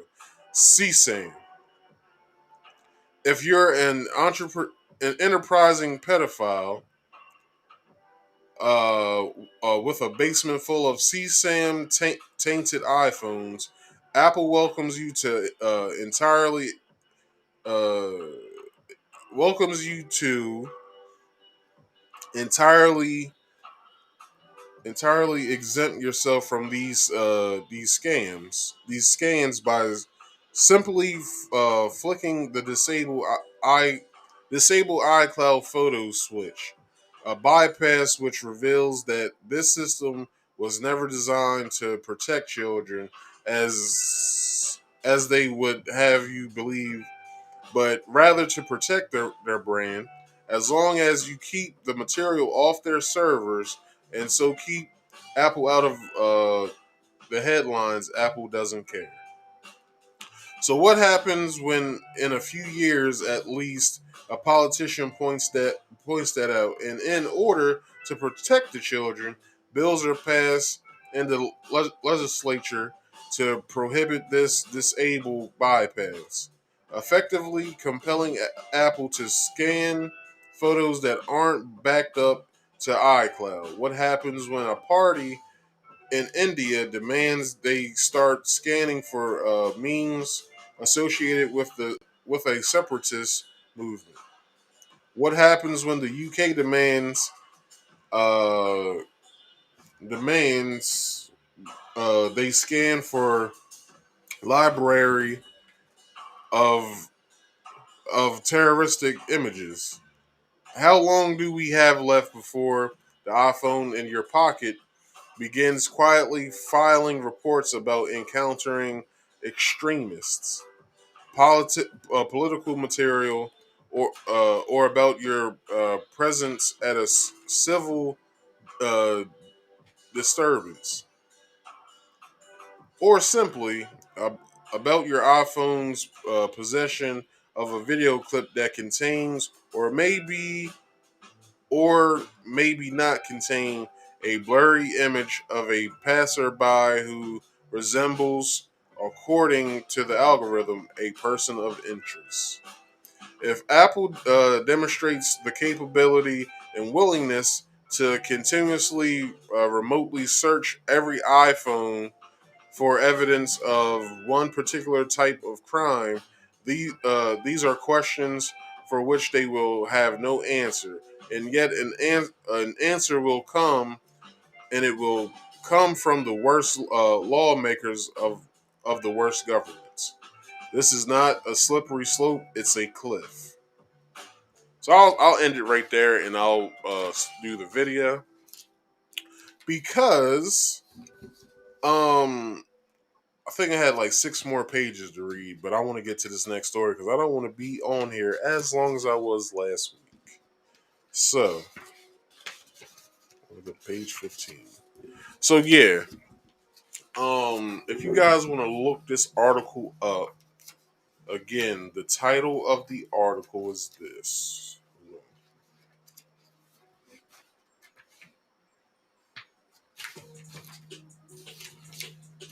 The all-seeing eye in quotations.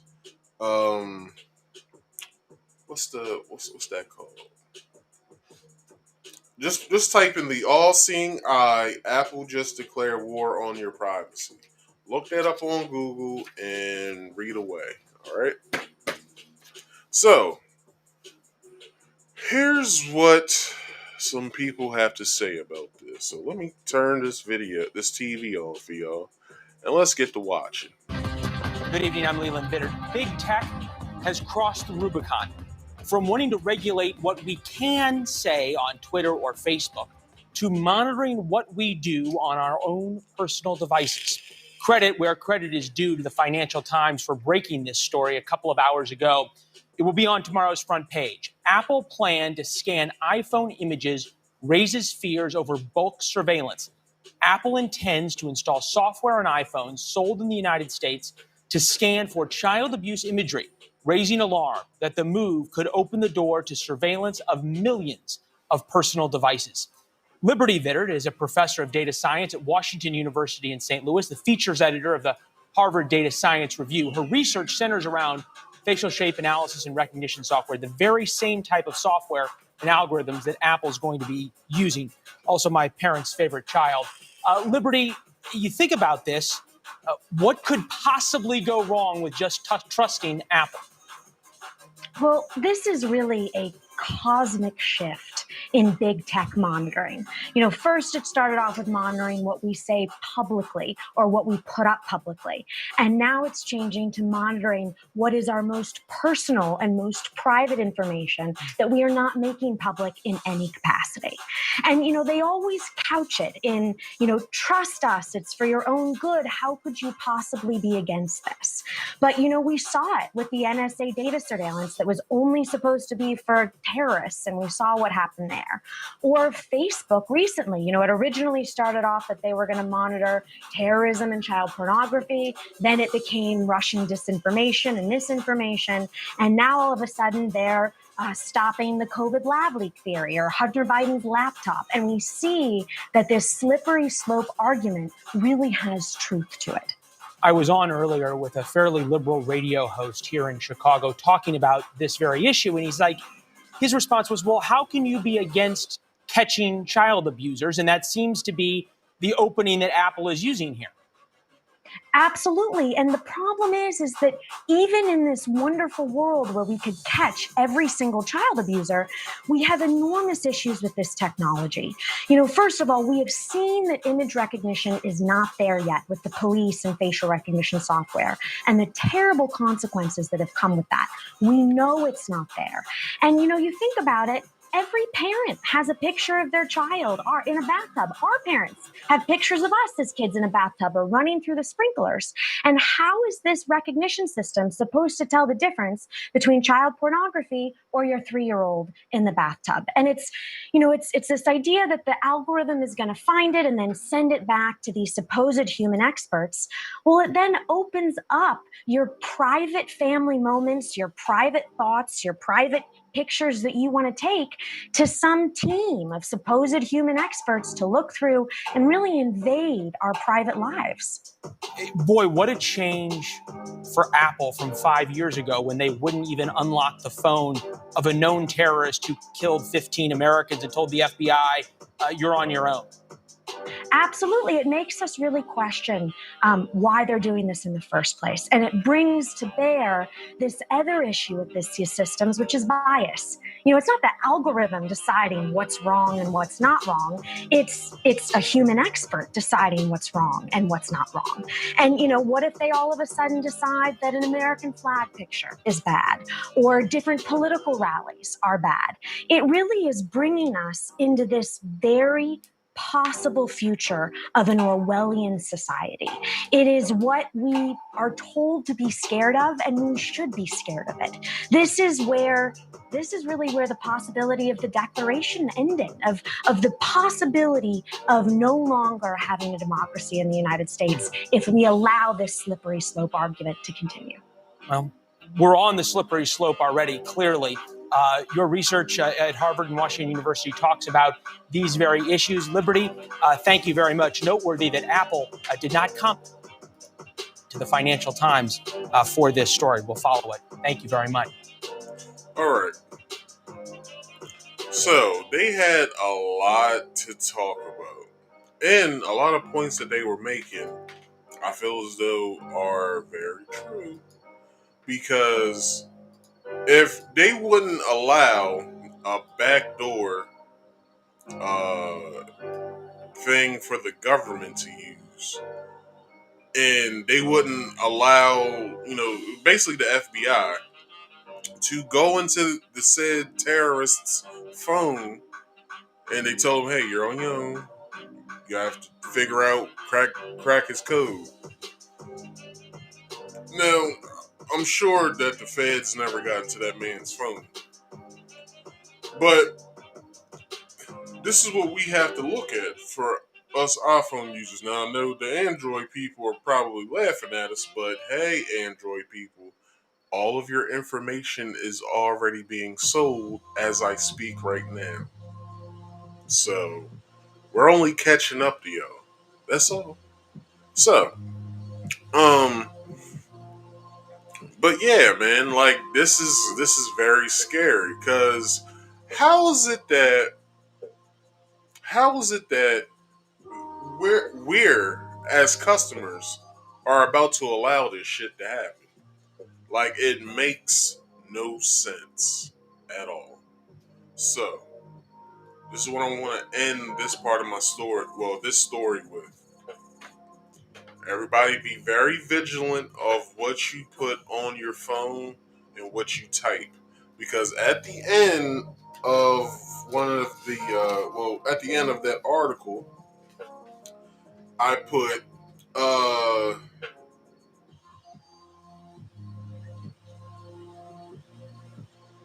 okay, so this is what it says. The responses to Apple's plan has been damning. Over 90 organizations across the globe have urged the company not to implement them for fear that they would lead to the censoring of protected speech, threaten the privacy and security of people around the world, and have disastrous consequences for many children. This week, the EFF's petition to Apple's demanding to Apple's demanding they abandon their plans reached 25,000 signatures. This is in addition to other petitions by groups such as Fight for the Future and Open Media. Uh, Totaling well over 50,000 signatures, the enormous coalition that has spoken out will continue to demand that user phones, both their messages and their photos, be protected, and that the company maintain its promise to provide real privacy to its users. People have the right to communicate privately without backdoors or censorship, including when those people are minors. Apple should make the right decision, keep backdoors off of users' devices. Now, if they wouldn't allow the government to go in to they wouldn't allow they wouldn't help the government, I should say, to go into a terrorist phone what makes us different? What makes us different to the fact to where, hey, you guys are just civilians. You have nothing to hide. Let us create this little algorithm thing to where it is monitored by like 4 people, to where we actually are trying to help you guys instead of hurt you guys. So allow us to do this one thing here, and we promise in the future nothing else of us trying to gain your privacy will will happen. And then we sign on the dotted line as if they're telling us the truth. And then later on down the line, they kick us in the ass with, hey, I know what we said, but this is the direction that we're going in. And we actually need to do the said thing that we promised you guys that we wouldn't do. So what do you think that we should do? Because it's already in place. We just want to hear what you have to say. It's kind of like somebody making a decision for you, but just telling you what's gonna happen. But with that, it's just them making a decision for you. That's all. All right, so this next story, man, I saved this one for last. This was actually my second story, but I had to push it to the last story for the simple fact of how juicy it is, and basically the amount of attention it's getting. So, retired Chicago prison officer faces FBI probe for sharing R. Kelly's phone calls, emails, and visitor log with popular YouTube gossip vlogger. And that famous YouTube gossip blogger is this person, Miss Tasha K at Unwind with Tasha K. Now, what I'm about to talk about is a series of videos that I actually watched. Back when, objectively, with every YouTuber I do this, I am objective to them. I objectively looked at her and what she does, like her whole spiel. So once I got tired of what she was talking about, because it was basically just gossip, I said, okay, I'm done with this shit. I'm moving on to the next one. So, not mad at how she makes her money, but it's not for me. It's not for me. So Tasha K had some of R. Kelly's most sensitive information. This R. Kelly. If y'all remember, I spoke about R. Kelly last week. When it comes to a guy coming forth saying that, Kale's actually sexually abused me. He tried to put his thingy in me, and what you saw? That's what he was like. Anyway, so so yeah. So here it goes. It appears federal investigators allegedly know exactly how Tasha K was plugged in. A federal search warrant recently unsealed in Chicago shows that agents seized the laptop from a U.S. Bureau of Prisons officer who was suspended or illegally, or suspected of illegally accessing Kelly's, I say Kel sometimes. Kelly's recorded phone calls, emails, visitor logs, and other restricted information during his stay at the Metropolitan Correction Center on West Van Buren Street, which is in, I guess, Chicago. So, the documents offer a glimpse into the unbridled cottage industry that has sprung up on social media since the allegations against Kelly exploded in the 2019 with the Lifetime docuseries Surviving R. Kelly, which eventually led to federal indictments in Brooklyn and Chicago, as well as similar charges in Cook County. The online personality known as Tasha K posted a number of videos in which she spits wine and shares salacious information to her thousands of followers, quoting verbatim from Kelly's recorded phone calls, emails, and visitor logs. According to the federal search warrant obtained by Chicago Tribune, the female officer who retired in December 2019 allegedly accused Kelly's records more than 150 times in a 6-month period before her departure and emailed herself a 12-page scan of his jail records.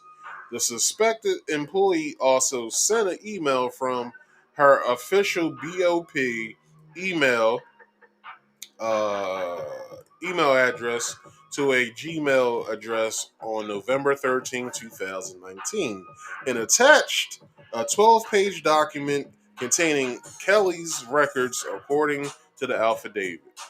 It included visitors' money logs and emails, it said. The officer named in the warrant as Officer A is accused of illegally accessing Kelly's private information while he was an inmate at Chicago's Metropolitan Correctional Center and leaking it to 39-year-old Tasha K, whose real name is Latasha Kebe. She has not yet been charged with any crime. Before diving into juicy details about Kelly's life in one of her videos, Tasha says, "Now, I told you I got the motherfucking plug. This is all facts, allegedly all facts." Now, Tasha K says allegedly a lot when it comes to some of her information that she has. Only for the simple fact is that she's trying to get at legal issues. She also says she has her lawyer look at a lot of her stuff. So she has a lawyer on retainer, basically. She has her lawyer look at a lot of her videos or goes over some of her shows with her lawyer. So her lawyer can then tell her if she has any information in there that could land her in a court trial. I.e., I think she has a trial coming up now with Cardi B. She said some salacious shit about Cardi B, some shit I guess she wasn't supposed to know about Cardi B, and Cardi B said, "You know what? Not only am I going to make the song press for you, I'm going to press a fucking subpoena to your door and make sure you show the fuck up." So, with that, she kind of calmed down about talking about Cardi B because it seemed like damn near every video she was talking about Cardi B. Cardi B caught whiff of it and she got tired of it, so Cardi B said, "Fuck it. Not only am I going to make a song, I'm gonna allow the constable to come out to serve you your papers." So, all things come to an end. She has yet to talk about Cardi B like that, unless it's something that is more flattering to Cardi B's taste. The officer worked as a disciplinary hearing officer at the federal prison in Wisconsin, was not even assigned to the MCC, and had no official reason to be searching for Kelly's information, as stated in the 24-page warrant obtained by the Tribune. So this stupid woman she basically risked her job for a YouTuber. Are you fucking crazy? Lady, you are a federal correctionals officer. You have no business other than official federal police correctional facility business. You should be not be on that goddamn uh, uh, computer searching for a fucking inmate that's not even in your Wisconsin-based jail. What sense does that make? That's like me looking at documentation at my job at a plant that's not even in my area. Like, we have plants all over the world, but I'll say one that's on the West Coast. There's one in that it's a few in Arizona, but I'm just picking one out of general in Arizona within this example. That's like me looking up the procedure at an Arizona-based plant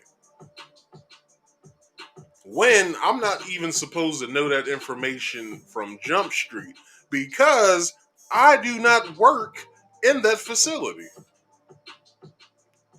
I.e., what should have been the thought from Officer A.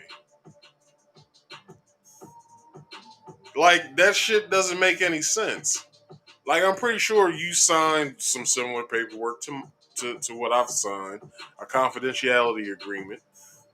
If you are, which there's not even a way that I could look up that procedure, but I'm pretty sure it is a way that I could look it up. But I would never look those procedures up because I don't know what the fuck they do over there. So why would I read a procedure and gain knowledge that won't help the job that I'm actually doing?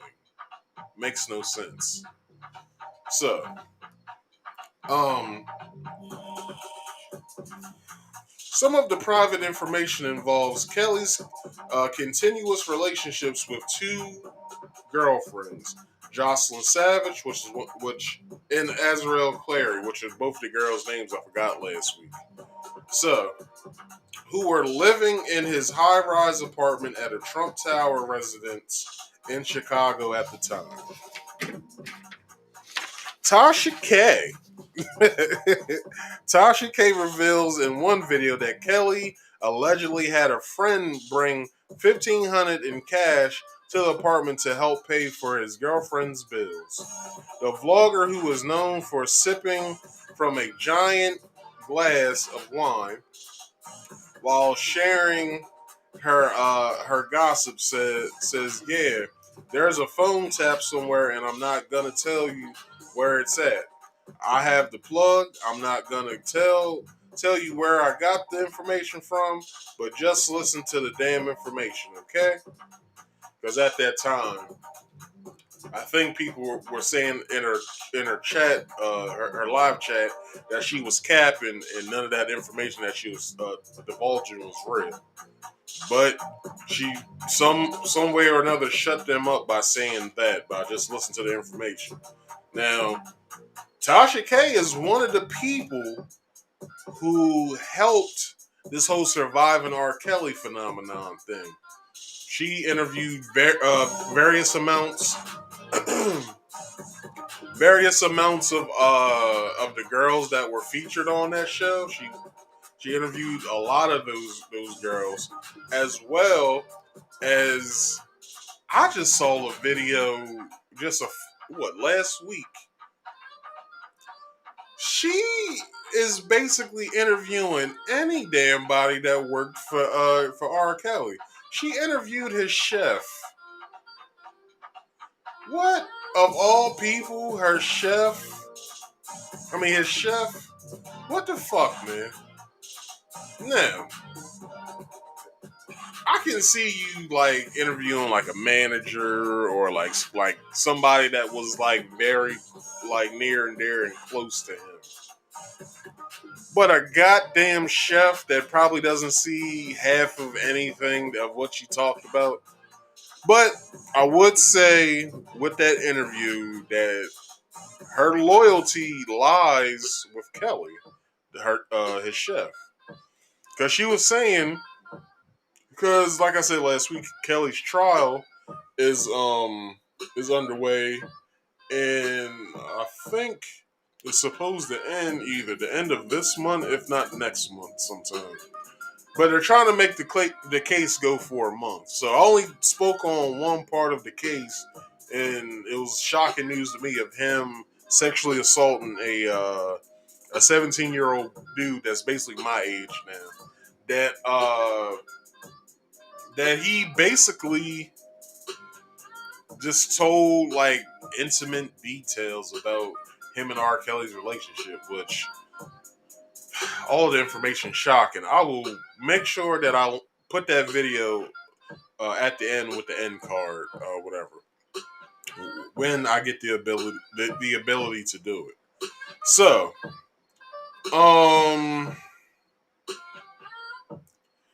in another video posted on December 22nd, 2019, the title R. Kelly releases emails proves he can't read or write. Now, I think that's the video that I have linked in my description box, only for the simple fact that Tasha K flags. So I could have played a video of hers on mine, but she flags just as well as Kevin Samuels. He also flags too, unless you ask for permission. But Tasha K flags nonetheless, so I'm not trying to get my video flagged, but I do have the description. I mean, in the description box, I do have the link to said video I just said. So she scrolls through her phone and reads email exchanges Kelly had with his girlfriends from prison. Sorry. Um, Kelly had from prison before saying, "These are actual conversations between them. I'm not gonna put it up here because this is considered like somebody's private information or whatever. But you know my word. Trust me." Tasha says she was sharing the emails to highlight Kelly's alleged illiteracy. The warden of Chicago's MCC first responded to BOP internal affairs in November 2019 that Tasha K had revealed sensitive law enforcement information as like records of inmate calls, visitation logs, emails, and funds, and also the documents that would only be known to employees from the U.S. Bureau of Prisons who were responsible for regularly monitoring his behavior at the correctional facility, according to the warrant. Now, the warrant sought permission to search Officer A's desktop computer for any evidence of a crime, including any internet searches of R. Kelly, as well as financial transactions or discussions of payment with Tasha K. Now, Tasha K always says she does not pay for any of her stories or her exclusives or anything. She doesn't pay for it whatsoever. She has sources of things that she talks about, and her sources just give her the information pro bono, free of charge. Now, I don't know if that shit's true. Let me back this mic up a little bit. I don't know if that shit is true. Only for the simple fact, I hate this music. Now,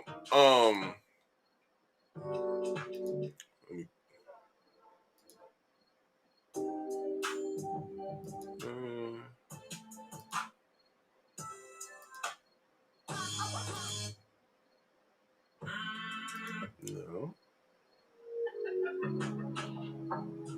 All right. So she always says that she doesn't pay for her information. Her sources do it pro bono. But this is what I always had a problem with people when they say, "I have sources, I'm not going to reveal my sources." One of your sources have just been revealed, lady, as Officer A. Now, if it comes out that you paid this lady to grab that information, then what you have said in older videos of you saying, I do not pay for any of my information, people would then call you a liar because they would say, okay, well, she obviously paid for damn near all of this information, so why should I believe her? Also, she also says when she does her videos, um, that she doesn't she doesn't share her information with anybody. So if you don't share this shit with anybody, right? And you do your little show that you do where you talk about people, basically celebrities or whatever. How is it that when people watch you, they will believe you if this comes up that you paid this woman? Now, the feds have probably been on your ass for possibly a year now, maybe two. For the simple fact that when you divulged this information a couple years ago, that you wasn't supposed to have, that you wasn't supposed to even be reading out loud, and then a warden looks at your video and he's basically saying, well, damn, she's saying everything that I got in front of me right now. How the fuck did she get this information? Hold up. Beep, beep, beep, beep. Hey, yo, yeah, is this federal? Yeah, check this out, homie. We got this girl, right?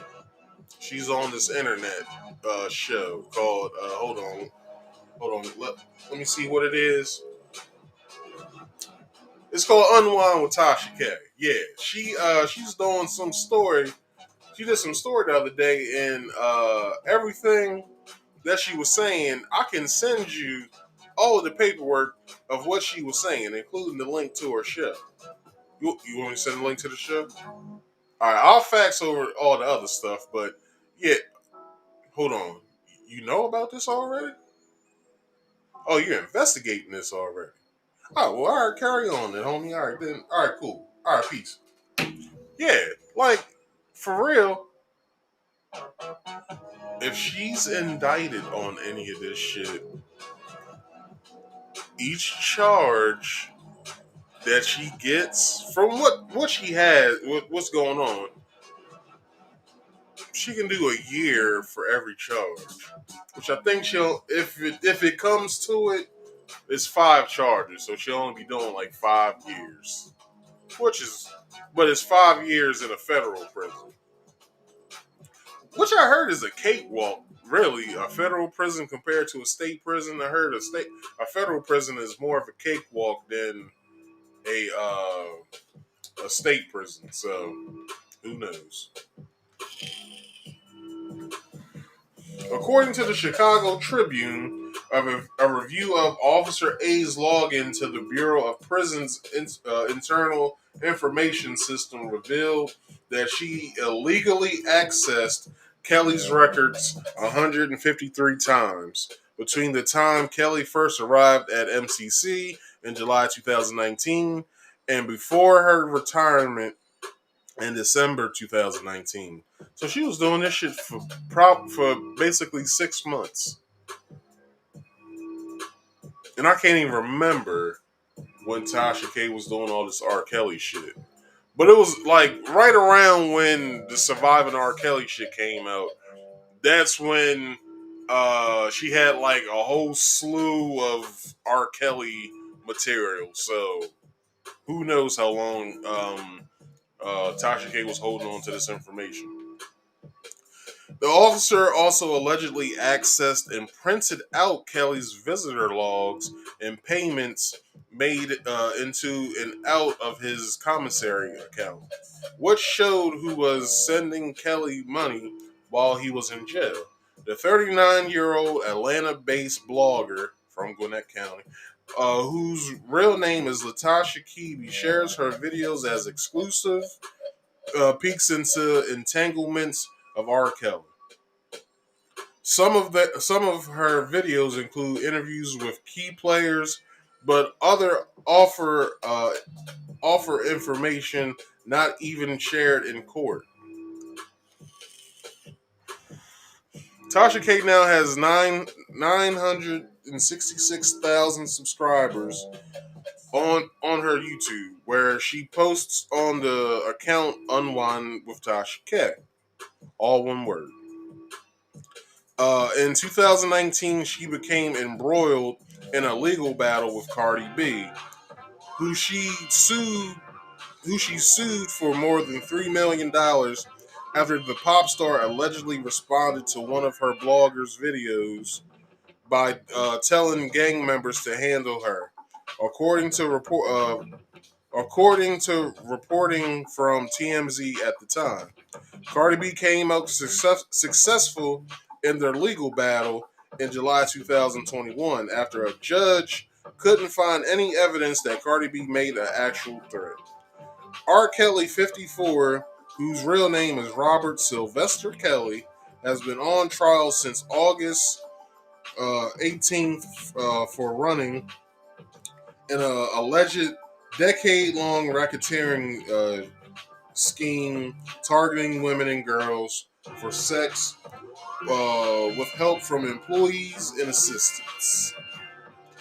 Many of the sex-related misconduct allegations were discussed in the 2019 Lifetime docuseries Surviving R. Kelly. The trial has so far featured a steady stream of accusers claiming R. Kelly became sexually degrading them when they were still in their teens. They said he used his stardom to lure them into a ancillary world where he watched their every move and doled out uh, perverse punishments, spanking them and isolating them in hotel rooms if they broke a vow to never speak about him to anyone else. This is what I want to say to that crazy shit.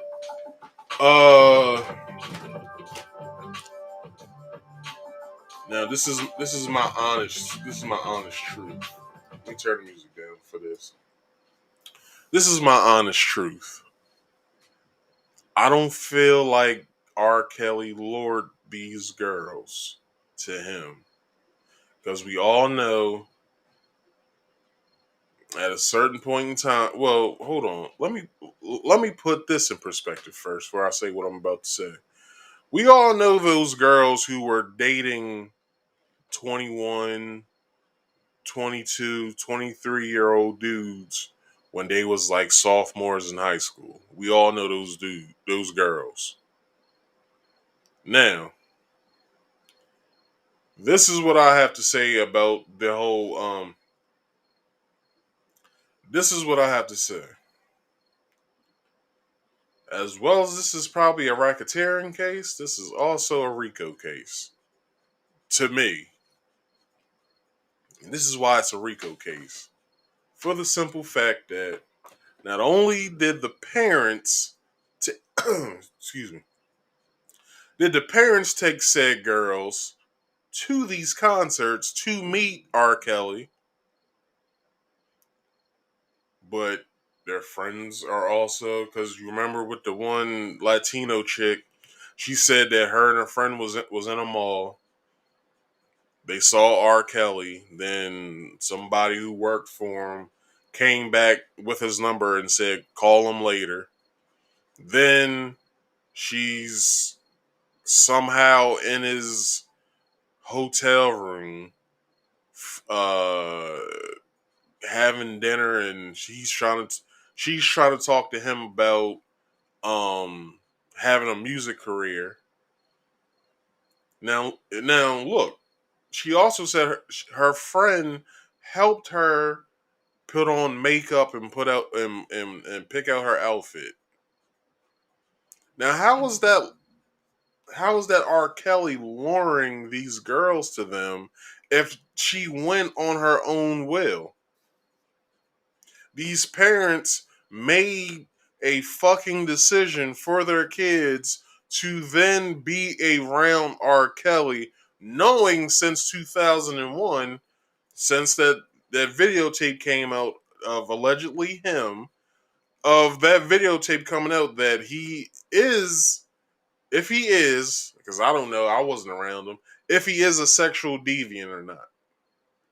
Now, if he is a sexual deviant, why would you then place your children around him?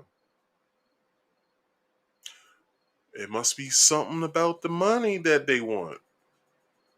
Not their kids becoming big stars and making money, but maybe we can make some money from R. Kelly. So then they sacrifice their child to this guy. That's what the fuck I'm talking about.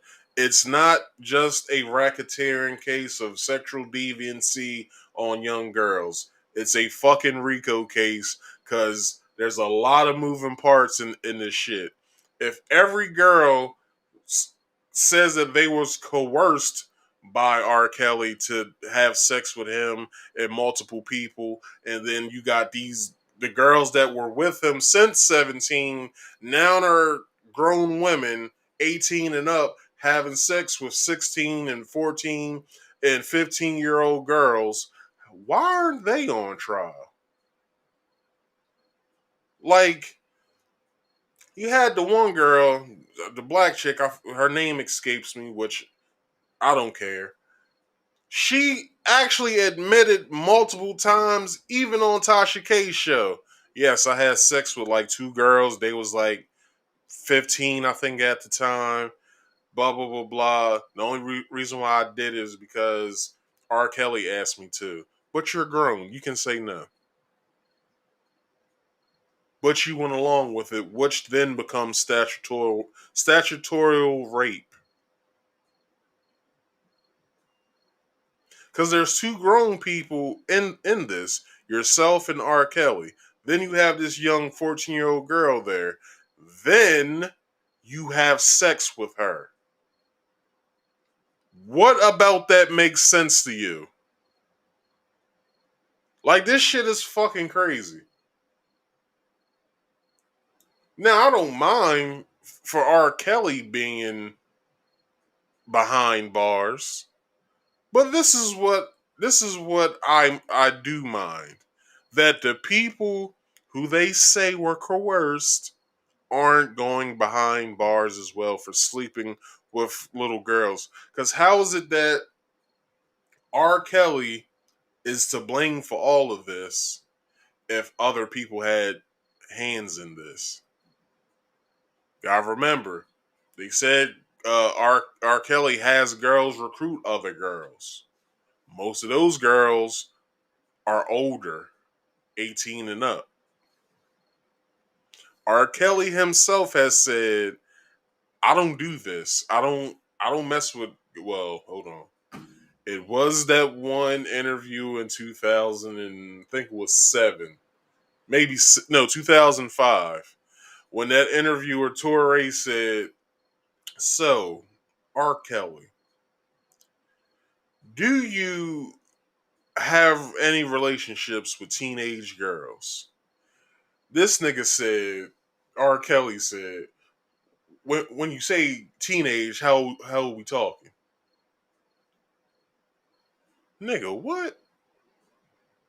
Hold on. Let me give y'all the sound effect of that. Where's it at? I'm fucking up right now. Where's it at?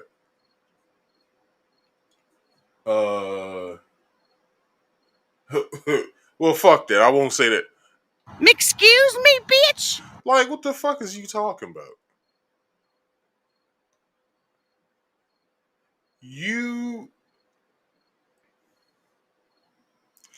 How the fuck are you just allowing somebody that you basically don't even know tell you what to do? Not only that, you're allowing yourself to be manipulated. Not only that, now y'all could be saying right now, well, Marcus, it's not their fault because if they was manipulated, then they couldn't have had nothing to do with it. Come here, come closer. Shut the fuck up. Everybody has free will.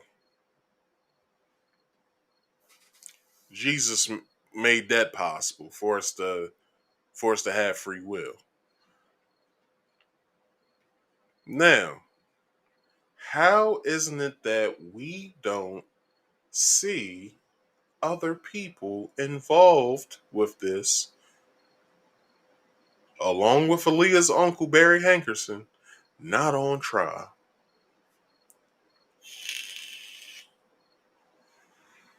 Don't worry, I'll wait. Why isn't it that we have not seen this shit? This shit is appalling. How's it that one man is to blame for all of this and he claims that he's illiterate? He can't read nor write. But this nigga has some of the best songs in the fucking world. That on an album cover it says written by R. Kelly. But this nigga can't read, remember? He can't write. So how the fuck is he coming up with these lyrics? Oh, well, Marcus, he probably got that Jay-Z thing where he writes all of his rhymes and all of his songs in his head. Yeah, but he wrote songs for other people. So where are these lyric sheets coming from? Because you got to remember, in a studio, and I've seen this happen before. In a studio, when a song is being presented to an artist, the producer usually has somebody sing it in the way that they want it to be sung. Then they present it to the artist, be like, look, this is the vision I had with the song, and this is how it goes. Go ahead, engineer, play that. And then they play it. They, you know what I'm saying? A beat will come on, and the lyrics go. They be like whatever the lyrics say, and then they shut it off. They be like, all right, do you think you would like to do this song? They were like, some be like, yeah, I'll do it. Some like, nah, that's not really my cup of tea. You have anything else? Because then a lyric sheet has to be presented if they like it, so they can schedule a time to do the song. So then when they come to do the song, they can read the lyrics, and then they can listen to the song first, then read the lyrics of how they want to do it. Like, they can write in some stuff, take some things off. Like, well, nah, I really didn't like this part of it, so I want to cross this out. And maybe leave it out. If it doesn't work, we can just add something in later. They'd be like, all right, cool. So try it the way that we wrote it first, and then we'll try it your way. So it's no way that one man, just one man, is all to blame for this. I'm just saying. So,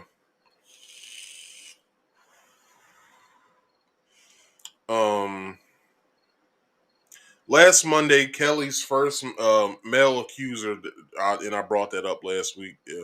I did the last part of my video of last week's goes in on this.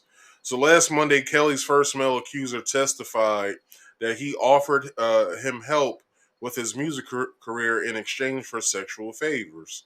The man testified under a pseudonym, Lewis, said he was 17 when Kelly first started making sexual advances at him. Kelly has pleaded not guilty faces between 10 years and life in prison if convicted on all counts. So I want to play this video real fast. I probably will be stopping it in between of certain points I want to make. And hold on, let me put it up. All right, hold on. Let me get out of that, and let's rock this shit. About to do Okay. she's about to do, and she's about to show what the girls should have did. Fuck this is. What's going on, everybody? It's your girl Creole Kisses coming back at you guys with the latest hip hop topics. Let's get right into this juicy drama, you guys. We're gonna be talking about R. Kelly and fellow YouTuber Tasha K. You know, she recently put out a video. I haven't seen the video, but as of recent, some information has leaked out. There may be some people in trouble. I don't know. Tasha K probably is going to be questioned by the FBI. It looks like it's being reported that there was a female officer who retired in December 2019 who allegedly accessed Kelly's records more than 150 times in a 6-month period. Let's get to the juicy shit.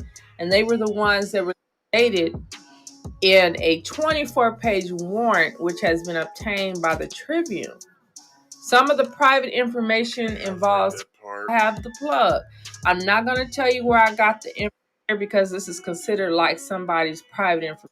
His girlfriend from the U.S. Bureau of Prisons, December of that same year.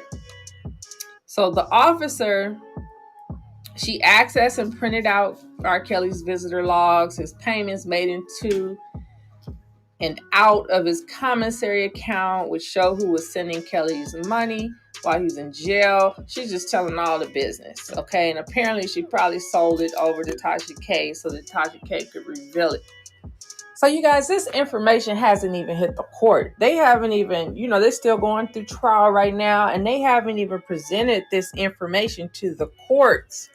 So for her to release this information on YouTube, she definitely got to be lawyered up because according to the Chicago Tribune, she may be headed to federal prison after allegedly being in cahoots with a former police officer who was sending her leaked documents about R. Kelly.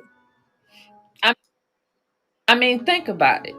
If somebody robbed a store, right, and you know about it, but you don't say nothing, say they stored the stuff at your house or whatever, the items that they stole, and you know about it, but then it gets out that you know about it, it gets out that the things are at your home, who you think they coming after?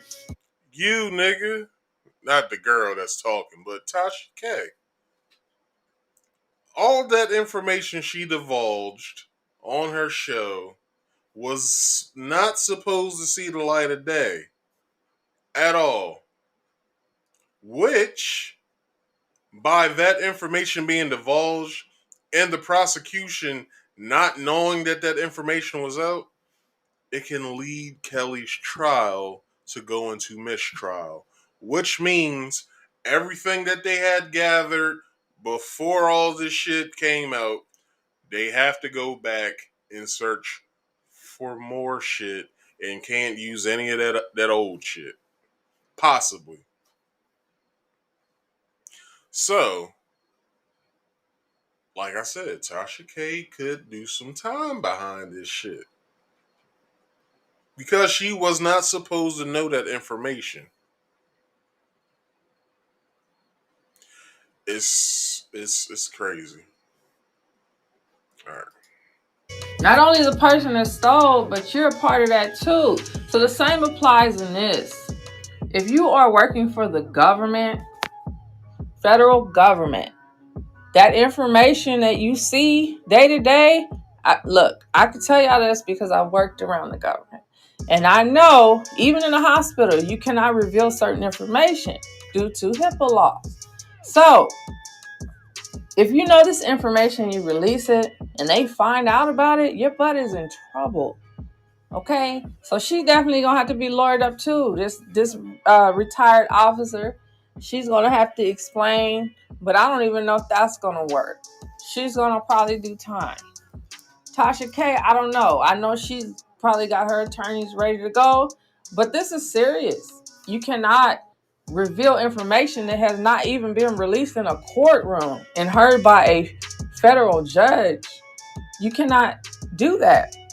So it's put her in jeopardy as well. Okay? Let me tell y'all this. This is just a lesson. If somebody tells you something, it doesn't mean you have to always reveal it. Sometimes it's best to keep things to yourself, and just peep out the scene and just check out what's going on. Because you don't want that stuff to come back to bite you in the butt. Okay? So I learned that from my mama. Shout out to her. Sometimes it's best just to keep your mouth shut. And I'm going to leave it at that. Y'all go ahead and drop your comments. All right. So, yeah, so Tasha K could possibly do some Fed time behind this. Which I'm personally not wishing jail time on her, but you do the crime, you do the time. So, everybody, that is today's show. I went longer than what I wanted to, but let me turn down my damn mic. This shit is everywhere. So anyway, all right. So everybody, if y'all are here and still watching, I give you guys a round of applause. But as it's commonplace, let me get to the shit. So everybody, if you could, like, share, subscribe, and hit that bell icon to all if you are new to this here channel. So, let me turn this down.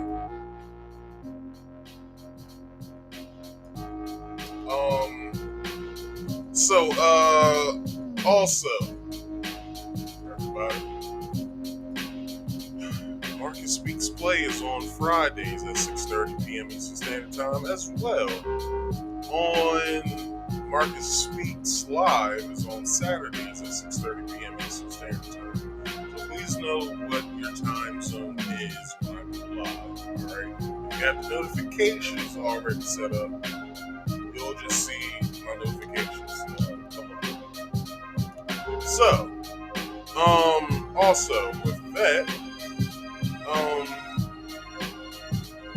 I do have a second channel that is in the description below, as well as if you go to my channel, on my main channel, you should be able to see the secondary channel underneath of the channel name. And you have Marcus Speaks, which is my main channel, my first channel. And then you have my second channel, Marcus Speaks Play. So go over there and subscribe. Marcus Speaks Play is mainly a game, when I do my gameplay shows on Friday. That's what it's mainly there for. Alright? So you won't see any Marcus Speaks Live stuff on there. Just Marcus Speaks Play stuff. Oh, and also, I am using Restream.com to do my show. Restream is a tool that I use to simultaneously cast both YouTube and Facebook, as well as certain other places like Twitch. Like I have a Twitch, but I don't have it set up on there. So, probably sometime soon I'll start releasing stuff on Twitch.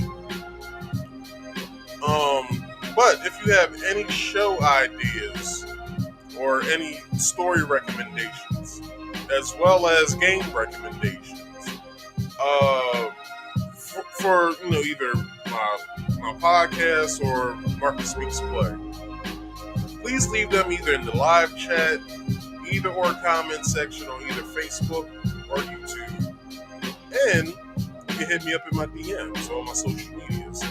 And my social medias are, if you want to follow me, on Instagram at Marcus.Speaks.Podcast, on Facebook, which is the personal page, is Marcus Speaks. Then I have a group page, which is also the page is Marcus Speaks Podcast. All right, and then now I'm on Twitter at Marcus Speaks 25. The Instagram is linked to both the Facebook group and the Twitter. So whatever I post on my Instagram simultaneously goes out to both the Facebook group page and Twitter.